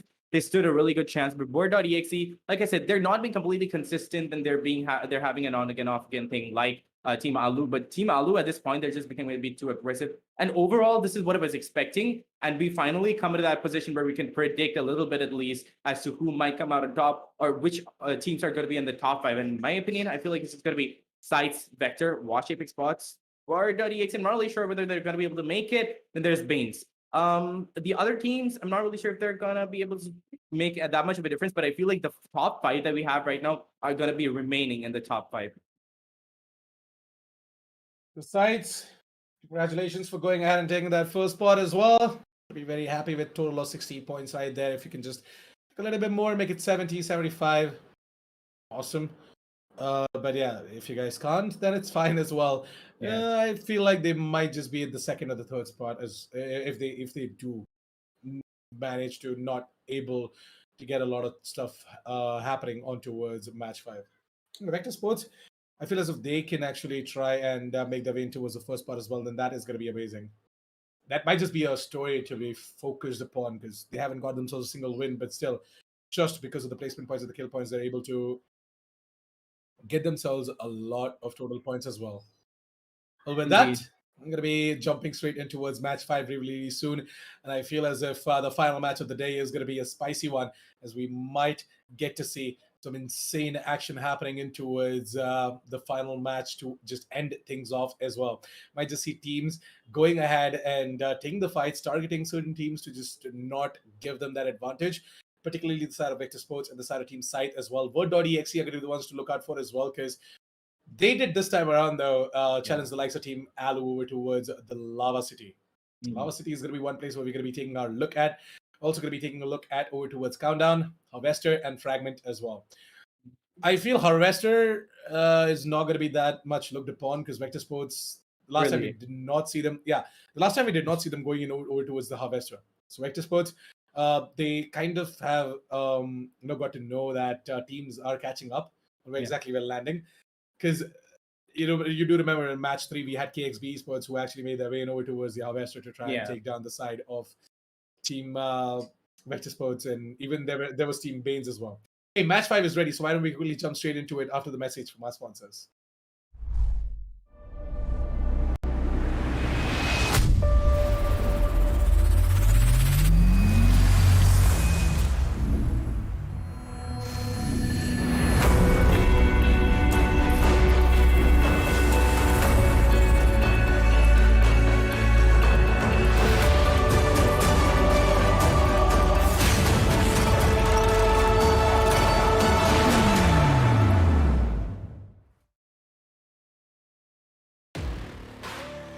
From the outside,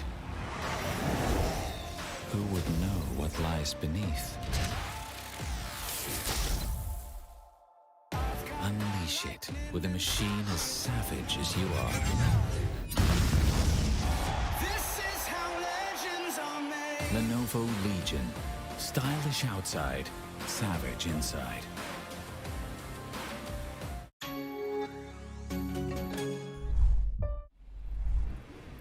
Welcome back, ladies and gentlemen, to the Lenovo Intel presents Rise of Legion for Apex Legends Match 5. That is the final game for day 1 of the Qualifier 2 finals.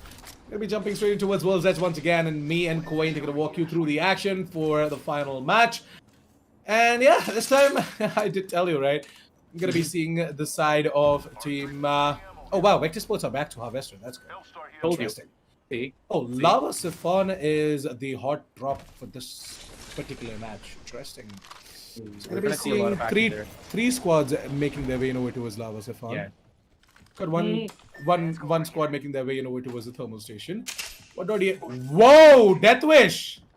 Are you He's got himself a golden shield right there. You have gotta be kidding me. I mean, I don't blame him. This was marked as a hot drop place. So.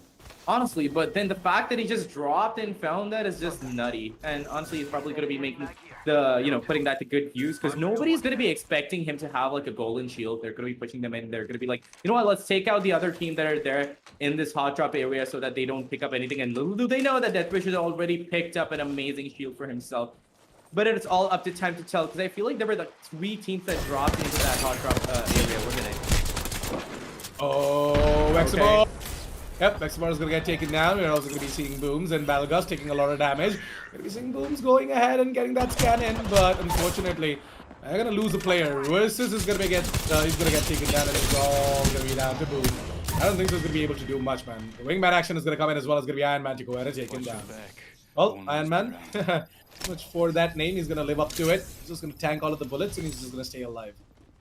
Yeah, indeed, and that's exactly what he did. And we have 13 squads left already, Assassin. We just started off, and we have 13 squads left already. And that is something that you sometimes see towards the end of the entire game, where the last few zones are coming in. But now, there's just I so told much you, right? aggression. I told you, right? At the final match, Yeah. we are going to be seeing all of these teams just try and target each other, try and take the fights right at the bat, try and just, gain that advantage. Because playing passive is not working for a lot of teams. Why not just change the stance a little bit?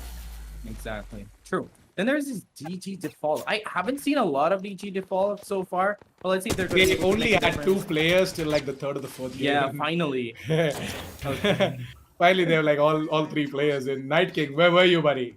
I feel bad for them. But at least Uzumaki Paris has gotten a blue shield for himself. They're back at Harvester. There is another team there, which is going to be Play Like Pros. And I feel like Play Like Pros might be able to take the kill if they go for it, but they're not going to be doing that. They're just going to be evacuating, going on towards the next location to loot it out a little bit because they don't have shields. They have a few good guns. 1 HP does have a Rampage and a Peacekeeper. That is enough for like an endgame situation, but he might want to change it out. Still searching for shields at this point. Gotten the items that he needs, and it's all up to time to tell. But I thought that Play Like Pros was going to be picking up that fight over there with the DG. But I guess everybody's playing it a little bit safer right now. But it's funny how we saw that they're playing it a little safer, but at the same time, there's 13 squads left. So the initial burst of action that we saw has just died down as quickly as it started.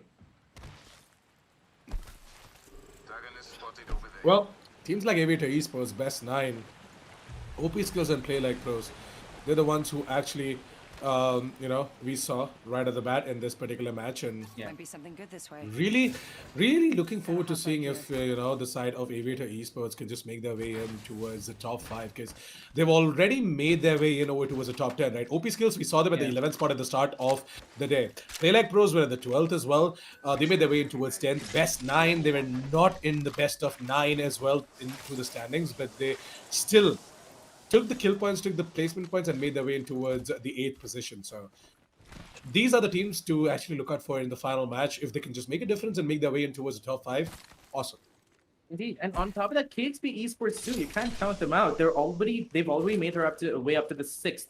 So if at all any team is going to be coming up, I feel like it's going to be KXP. But yeah, Aviator Esports has a good chance to, but they're like way down in the overall standings for them to make much of a difference. I feel like they could make it up to the proper top 10s, proper top 7 maybe, 7, 8 maybe.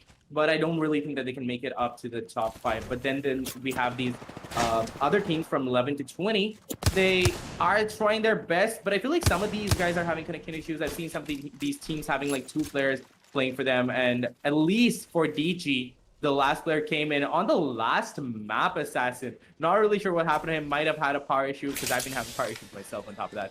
But it might just be that. He was really, really looking forward to it, because if not, he wouldn't have come in, especially for the last map, right? Again, the Wingman into the hands of Chica Flip. But this time, no attachments to it, except for the HCOG and the extended. The blue He's searching. one. He's searching. I'm sure he's searching.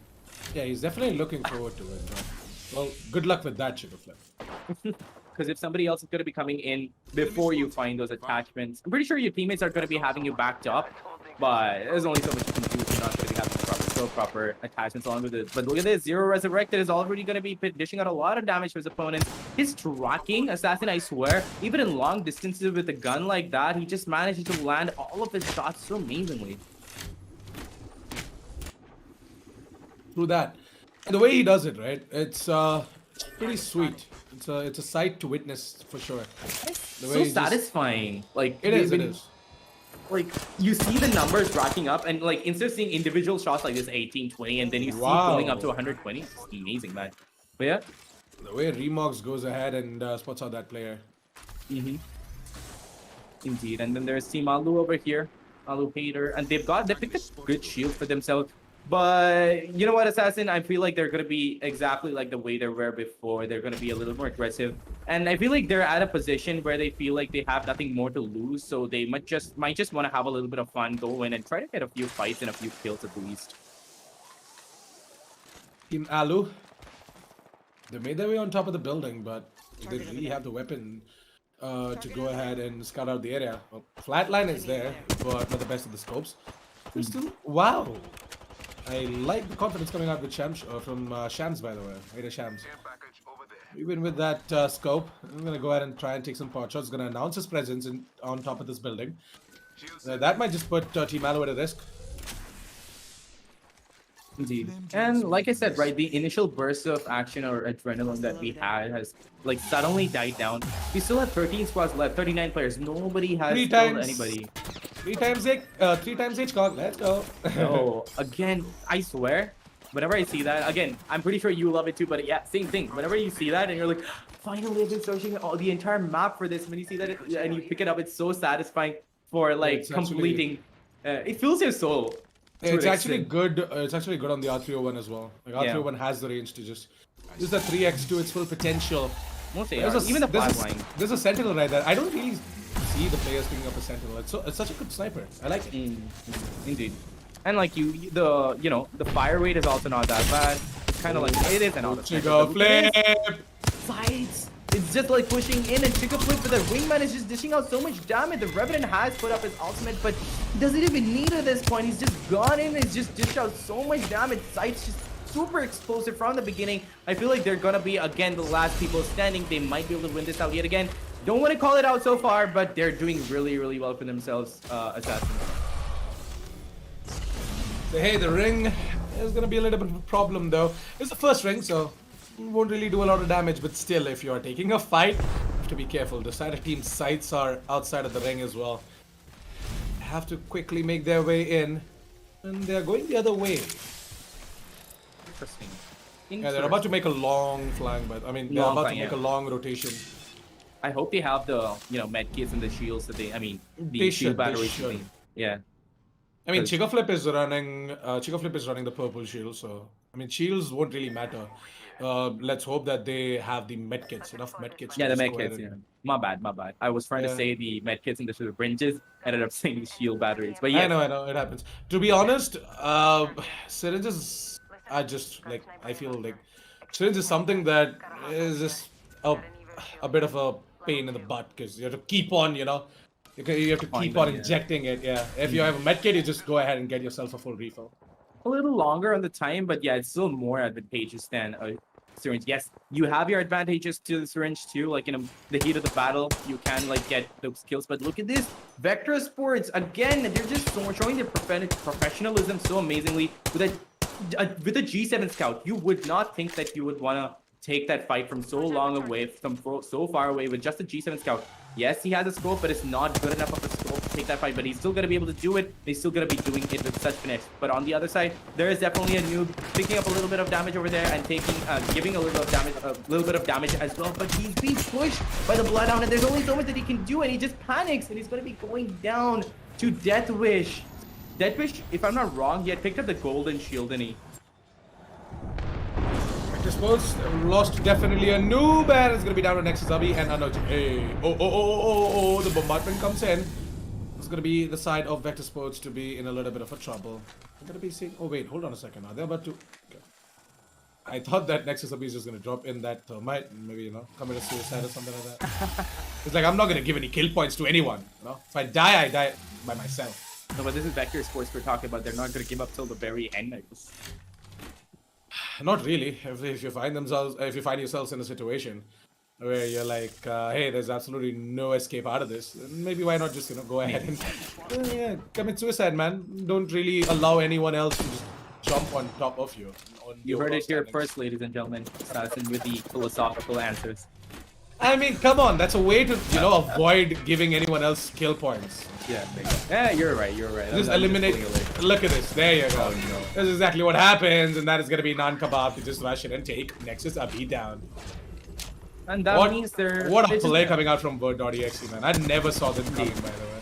Yeah, but that's also a sad thing because like Vector Sports, they had a really good chance to like make it to the top. but now they've completely lost it out, and Void.exe have completely denied them. But if Void.exe do manage to become the champions with a lot of kills, they might be able to, take away the win on the first day. Maybe. That is possible. I mean, nothing is impossible, of course. We've seen different teams go ahead and take the champions today, so maybe let's just see Word.exe go ahead and put themselves a champion as well. But look at that, Deathwish has already picked up a lot of damage from their opposing team, and he has a golden shield on top of that. The fact that their opponents could dish out damage is just impressive. But at the same time, they're not in such of a good place either, so they have to evacuate, and that's exactly what they're going to be doing. Good choice on their part, but now that means that Word.exe don't have a lot of loot over here because it's already been looted by the other team. Hello, Team Alu. Especially, they are going to be the ones to go ahead and say hello to Black Wolf right there. The entirety of their team, because they're all about to go down. They're all about to get taken down, but Iron Man comes in with a little bit of a flank, and that's going to be the Crypto to go down as well. One more player left out if I'm not wrong, right? Yeah, I think there's one more player, Yeah. a little bit away in the distance, but I'm pretty sure he's going to be leaving very soon. He can't be risking it all and taking the, chance to get the kill. That's going to be Vexenor. They were facing off against OP skills, but he's still going to be there. Tries to slide in under. I think that was a really good lucky situation over there. He shouldn't have slided out onto the other side. There was a risk and he got stopped at the pipe, but look at this over here. Word.exe, they're still picking up a fight with their opponents. Their opponents have not given up. They just went back out. They recharged their shield. They recharged their HP and they came back in and they're going to be destroying Word.exe. Play like pros. They're just having a ball over here. They got the amazing loot that they needed from Trials over here. They're going to be using it to annihilate Word.exe, but only and only if they luck out. And I feel like they have already managed to do that. And it's only 9 squads remaining, Assassin. And that just means that Play Like Pros, they're going to be having more loot to play around with. Feel bad for Duck right there. His entire backpack is full. He's still trying to salvage something. It's I'm going to sacrifice on this. I'm going to pick up this. Sophie's choice. Yeah. Zero Resurrected on the other hand. It's a little bit of damage just to recharge the shields, and it's going to be Team Sides going up against the side of Word.exe. Word.exe? Was that what it was? Are you sure? I'm not really sure if that was Word.exe. No. Sides, yeah. Word.exe were somewhere around the corner right here. Weren't they in trials? Oh, never Did they mind. make it out? Oh, yeah. They were in trials, right? And I feel like that that's a different squad altogether. That's a different squad altogether, yeah. And look at this, KXP has just arrived at the scene and they're looking to party Play Like Pros over here. They do manage to dish out a lot of damage, but it's only Party Kill getting all of the damage. But he has to recharge his HP and he has to recharge the shield on top of that. Not really sure if he can be able to, get even a single kill. Really not looking good for them, but Word.exe, Play Like Pros over there are also going to be cornered. They might be able to pull it off, but it's really risky right now. They're kind of cramped into trials over there and they have to push out of the door and they can't take a chance. And I feel like Play Like Pros might be able to, walk away with this one. I'm sorry, KXP might be able to walk away with this one. KXP might just exit out of this area. Let's get out of here, guys. We don't really have to go ahead and take this fight. Or they could camp the entrance. Oh, that would be mean. Maybe. We can block off the exits, actually. See? That's exactly what they're going to be doing. They're just going to be camping the door and waiting for them to come out. They have, the close range scopes that they need to take the fights. They've been spotted out, but doesn't really matter because they're still camping the entrance and they're going to be having to, find strength in numbers. But look at that pixel perfect aim coming in from 1 HP over there. Sees a little bit of his head and he's just going to be like, you know what, I'm going to be spraying it straight down and take flank as well, by the way. It's going to be Dark Knight. Dark Knight is going to be the one to come in with that flank and is going to take down one more player. And it is going to be the side of Mr. Freak. Come in and finish off that particular player from the side of KXP. KXP, they go down. It's going to be the side of Team Sights to also get into a fight using that death protection. And wow, the wingman is doing so much damage. You have to place with the L-Star, takes down Wish to Lala. And Shams is going to go ahead and knock out Switchy as well. Team Sights, they're actually looking to go ahead and finish out what they started, by the way. But at the same time, they know that one more squad is just right around the corner and they might just bounce it on towards them as well. Speaking of one more squad, Assassin, there are 8 squads left, and this is a lesser number than we've seen in all the other maps. And the circle hasn't even closed into the last few circles, towards the last few zones yet. So this is a map that we've seen a lot of damage in the beginning of the entire game. And it's just going to be continuing all the way through. And Sights, they're just being super confident standing out in the open, and they're just getting kills with that wingman. Like, I swear, Chica Flip is on some different level right now. But look at this, Team Alu again being aggressive. They have a team cornered down, but I'm not really sure if that's going to be enough for them to pick up the kills, because they might face certain dead at the same time. They have the shields, but they have to evacuate right now. Champs does, he's just going to be suggesting a location at that point. He's going to be like, you know what, let's evacuate. I don't think we're going to be standing a chance. We'll then come out. We have the ring advantage. Once they come out, we're just going to be dishing out damage to them. Exactly what they're going to be doing. They're going to recharge their shield right now. And the amount of shields that they have is just impressive, Assassin. They can take the fight, but Wash Apex Boss are not going to be giving them that satisfaction. They're just going to be evacuating as soon as possible. Metro region is also running a Kraber, by the way. Oh, finally a Kraber. Man, I haven't seen a Kraber until now. In Qualifier 1, we saw a lot of interesting weapons with the triple take, the Kraber, everything being used, but Qualifier 2, this is the first time we're seeing a Kraber coming in as well. Ripple take Assassin? Really? Yep. I missed out. No. Yeah. I love that gun, man. Actually, it was the side of Vector Sports as well. On top of that, they were using the triple take. Of course. Unfortunately for them, they're not going to be able to use those guns or any gun at all, because they've And Medusa and Gang were also using the triple take towards Fragment. Interesting. Look at the stats that look at the stats that Play Like Pros has right now, and the outplay that they did on KXP was just insane. I feel like Play Like Pros might stand a chance of winning this out. They are in the circle. They have the zone advantage. They have the height advantage on top of that. But it all depends upon who is going to be coming from where they're going to be able to spot them out from first, because they don't have a lot of cover. They're out in the open, but they have the information that they need. They're going to be dishing out a lot of damage. Dark Knight over here, he does do a lot of damage, but they're still out in the open, Assassin. They have to get a cover and they have to get into the zone. Otherwise, the other teams are going to be pushing in on them and they might just be taken out. Has Banes been already taken out, though? I'm not sure, though. I feel like they have. I haven't seen them the I entire haven't map. seen Banes, yeah. I haven't seen Banes the entire map. And Not 6 sure plus what's left. up. Not really sure what's up with them, though, but what I'm definitely sure about the fact is that Play Like Pros are looking to get themselves a champion. They are having a good time right now. They already eliminated a squad and they're looking for more. Pretty good loot. They have a pretty good position as well. And sights, they're going to be the ones to have as Zero Resurrected left out in a 1 versus X situation where he might just have to go ahead and just come clutch for the team. Indeed, and Sights. Oh, okay. Zero Resurrected, like you said. Yeah, he's the only one remaining, and he's already facing adversity, but he does manage to dish out damage. He has to fall back at the right time. He doesn't have shields to go along with it. What? Whoa! How? What? How did that even? Nice. Oh, okay. Nice, The cams, yeah, and honestly, nice fry cam switch at the wrong time. That really confused me.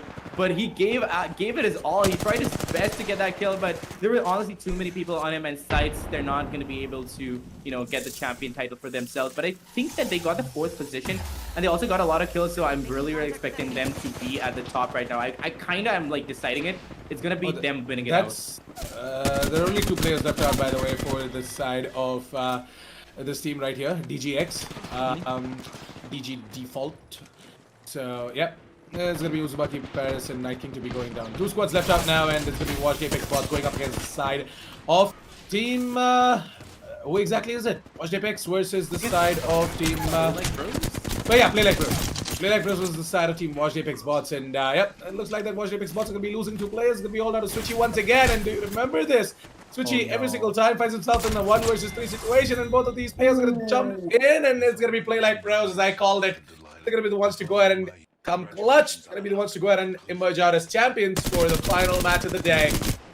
And yep, the emote gang. They go ahead and use all of their emotes, and they're going to have a lot of fun. But Play Like Pros, you guys definitely played like pros right there in the final match of the day. You guys got yourselves a win as well. And I did tell you, right? Play Like Pros, they had a good position, they had a good loot, they were feeling it, they had a squad wipe as well. Everything was in their favor. They went ahead and got themselves the victory as well. So Hold up. You really happy told to me. see. Really? Yeah. I definitely wasn't the one calling it out too. Really, you're gonna take all the credit for this one? Okay. I mean, sure. I just okay, fine. Well, I called it out right there, so I'm just gonna go ahead and steal the show as well. I'm gonna steal a light from you, but more than that, Play Like Pros are gonna be the ones to go ahead and steal a light from absolutely everyone else out there in match 5. We thought that it might just be the side of Team Scythe who might go ahead and give out a tough fight, but unfortunately they were not able to do much. They got caught out against. I'm not even gonna lie. The way no. They got caught against against the side of the Octane, who had the Mastiff as well. And the way he Mhm. just goes ahead and gets himself that frag was just insane. Mhm. There was not a lot that Zero Resurrected could Zero do as resurrected, well. yeah. Yeah, he One tried his versus best, honestly. yeah, And one like versus X situation, there was not really that much he could do as exactly. well. He Yeah. tried. He did get himself one knock, if I'm not wrong, but then the other team, I mean the other player, he just Yeah. came in and took him down as well. But Unfortunately, I mhm. also expected something coming out from the side of KXB, but Play Like Pros, the way they wiped out the side of KXB was just absolute mastermind I right there. swear. Like they I had a little bit of a flank coming in, and then they also had an amazing time taking down the players who were camping the exits as well. The match highlights are ready. Why don't we quickly jump straight into was the match highlights in Quaint? I want your opinions at the initial fights of the match. What exactly happened over towards Lava Safon and the thermal stations? To be honest, everybody saw that hot drop. They were like, you know what? Let's go in. Let's get those shields. Let's get those whatever golden loot we can. They did. Deathwish just did manage to pick up a golden shield for himself, but there was so much happening in the beginning. We saw like an initial burst of adrenaline where all the teams came out. They started like dishing out damage. And look at this. Sights on top of that. They were so aggressive with whatever they were doing. And Chigaflip was dishing out so much damage with that wingman. It was just a sight to watch. And then there was Vector Sports. They did manage to get a lot of damage done, but little did definitely a noob know that a random Bloodhound was going to be coming out of nowhere with that with that Revenant ultimate and just taking him out. Unfortunate for Vector Sports, they did stand a chance, but they were not going to be able to make it to the top 5 anymore. I feel like they might be dropping out. They might be dropping down, not the top 5, they might be dropping down to the 5th position, maybe the 4th position, but just unfortunate for them, like through and through. But what I really want to talk about is like how there was initial aggression, there was initial like damage being dealt out, then there was like this moment of silence where 13 squads were left out for almost the entire duration of the game. Then towards the end, it was just so much chaos, so much pandemonium. And towards the end of it all, it's always somehow Switchy being left out to clutch out the situation. I feel bad for that guy, man. Like he tried his best. He thought maybe if I get one kill, maybe if I manage to clutch it out, he gave it his all. Couldn't really do anything about it. But Play Like Pros, they just honestly play like pros. They got the win for themselves. And overall, it was a really exciting match, Assassin, and just so much happening all across the map. This was the moment where we saw the likes of Play Like Pros go ahead and take down the side of KXB. The amazing flank coming in as well from the Seer actually made a hell lot of difference. They did not see that coming, by the way. I'm not really sure why, but should have seen that coming, man. Yeah. Should have at least had someone towards the flank. But I mean, I don't think they expected that. But besides it all, including all the amazing performance from Play Like Pros, they've really showed like outshined everybody right now. And that champion title was really, really well deserved for them. But look at this. Sights, they gave their final stand. Zero Resurrected was the only one remaining. And then he couldn't really do much. He was faced up against 2 players. This was the part where I got confused with the camp switch a little too fast. Yeah, Devil Stoner was the one Yeah. to just go ahead and take down Zero Rush. Take down, And then yeah, there were exactly. Play Like Pros as well. They came in as well. Exactly. Here's the scam switch, and that was Devil Stoner coming in for that final kill. But here's the thing, Assassin. Considering the amount of position points they've gotten for themselves, and the amount of kills and amount of damage that they've dished out with that wingman, with all those EVA 8 sights, I feel might come out on top in the overall standings. I feel like the team Scythe, yeah, I'm They not might win really it out, sure yeah. though. I'm not really sure because at the same time we had a lot going on from the side of Watched Apex bots as well. They might have got themselves a placement point to finish off second. And Watched Apex bots, they were really close to be snatching away that second and the first spot as well. Vector Esports, they were not able to do much this game, so I particularly am gonna just go ahead and count them out for match 5. Yeah. But yeah, match standings are gonna be ready really soon, and as soon as it is gonna be ready, we're gonna be pulling it up straight in front of your screens as well. I feel as if the side of team Play Like Pros might just come top 5, and yeah, they were in the 7 to 10 spot. So they might just make their way in over towards the top There's a 5 chance, as well. yeah. And there's a chance they can easily make their way in over towards the top 5 as well with all of the kills that they racked up. 2 squad vibes, actually 3 squad vibes, and they've got themselves a win as well. Yep. Match standings are ready, so why don't we quickly take a look at how many points did they rack up? 26 total points. Not bad. Ooh. See, Watch That's- Apex bots, they got themselves a total of 13 points as well, 4 kill points and 9 placement points. Their Play Like Pros is definitely not going to be coming out on top, but considering the fact that they got 26 points, I think they had like 16 points in the previous match standings. They might be able to make it to the top 5, like you said, highly possible. Watch Apex Boss, they're also going to be moving up. They've got 13 points for themselves. I love the consistency that Watch Apex Bots have. They definitely are not Wash Apex bots, and they're honestly gods. They did not manage to come out on top a lot, but the consistency with which that they were getting the kills is enough to place them in the top 5, and they really deserve that. But what I want to see right now, Assassin, is where Baines was position number 13. Yet again, they got bad luck on their side, and they're not going to be coming in the top 5. I'm pretty sure they're going to be kicked out. KXP Esports also, they tried their best. They came in the top 12, which is not that good of a stance. And really, they could have outplayed Play Like Pros, but Play Like Pros, they really did play like pros. Then we have the likes of Aviator Esports with 5 kill points, 4 position points, making it a total of 9. There's not a lot that we have over here on the 5th match standings, is there, Assassin? Because most of the entire thing was done by Play Like Pros. 14 kill points and 12 position points. That in and of itself is enough to place him in the top 5. And I feel like most of the entire match of match 5 was taken away by Play Like Pros. Through that, I feel like that Play Like Pros, they can easily make their way in over towards the top 5 as well in the overall standings. As soon as the current standings are going to be ready, going to be getting that up right in front of your screens as well. Don't you guys worry. I want to do a little bit of a prediction though. What do you think? Do you think that Team Sides still have got the first spot? Yep. I still think so. But okay, hold up. 4 kill points. See, I didn't even realize that. They had 60 points. Add 7 to it, makes it 67. Right? Yeah. They're going to be on 67.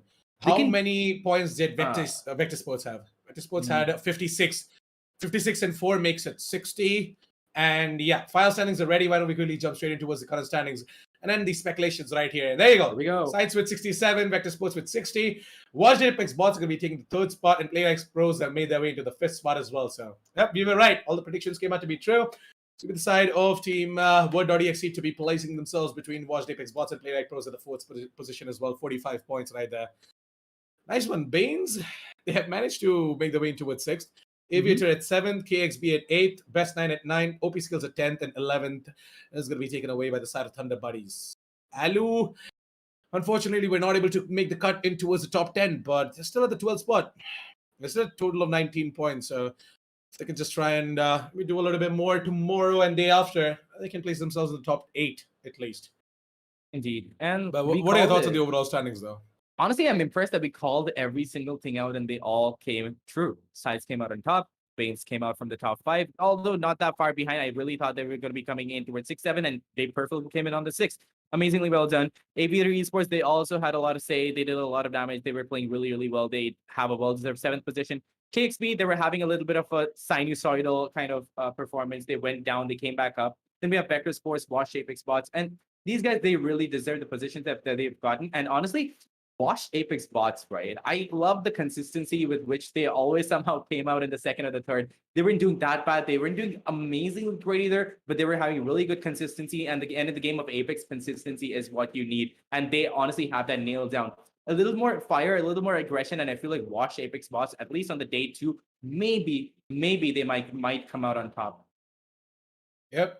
With that, we pretty much come at the end of the day as well. It was an action-packed day for sure. Day 1 of Qualifier 2 finals for the Lenovo Intel presents the Rise of Legion for Apex Legends was pretty darn good. Can't really wait to see what exactly Day 2 and Day 3 has to offer. Day 2 and Day 3 is definitely going to be the days where we are going to be seeing all of these teams rewatching the entire board and going back to the drawing board, and they're going to try and figure out what exactly happened in Day 1, how exactly these teams got to the points that they are right now at, and they're going to try and maybe come up with some counter strats, come up with some trick up their sleeves as well, so that they can go ahead and make their way towards the top 6 at the end of Qualifier 2 finals, because the top 6 are going to be the ones who are going to be advancing in towards the grand finals. So yeah, with that, pretty much are done with day 1. Thank you so much for tuning in, ladies and gentlemen. Don't forget to go ahead and subscribe to the channel and hit the bell notification icon when we go live tomorrow as well at the same time. And also please do go ahead and check out all the links coming out from our sponsors as well, Lenovo and Intel.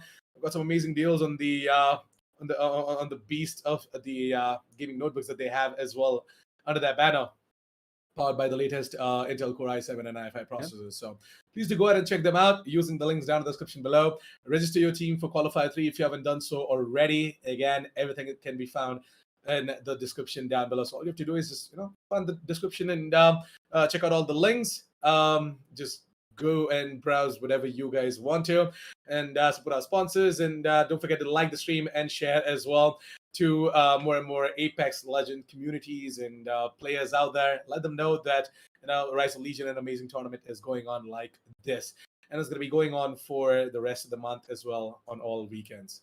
With that, me and Quinn are gonna sign off for the day. Thank you so much for tuning in. We're gonna be seeing you guys tomorrow for day 2 and more Apex Legends action. Until then, good night, goodbye, sweet dreams.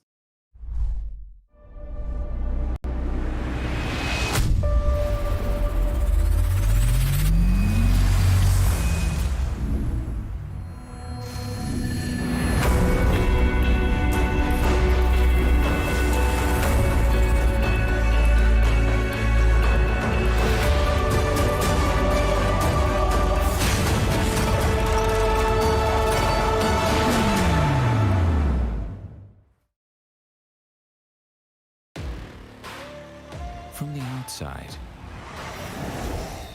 who would know what lies beneath?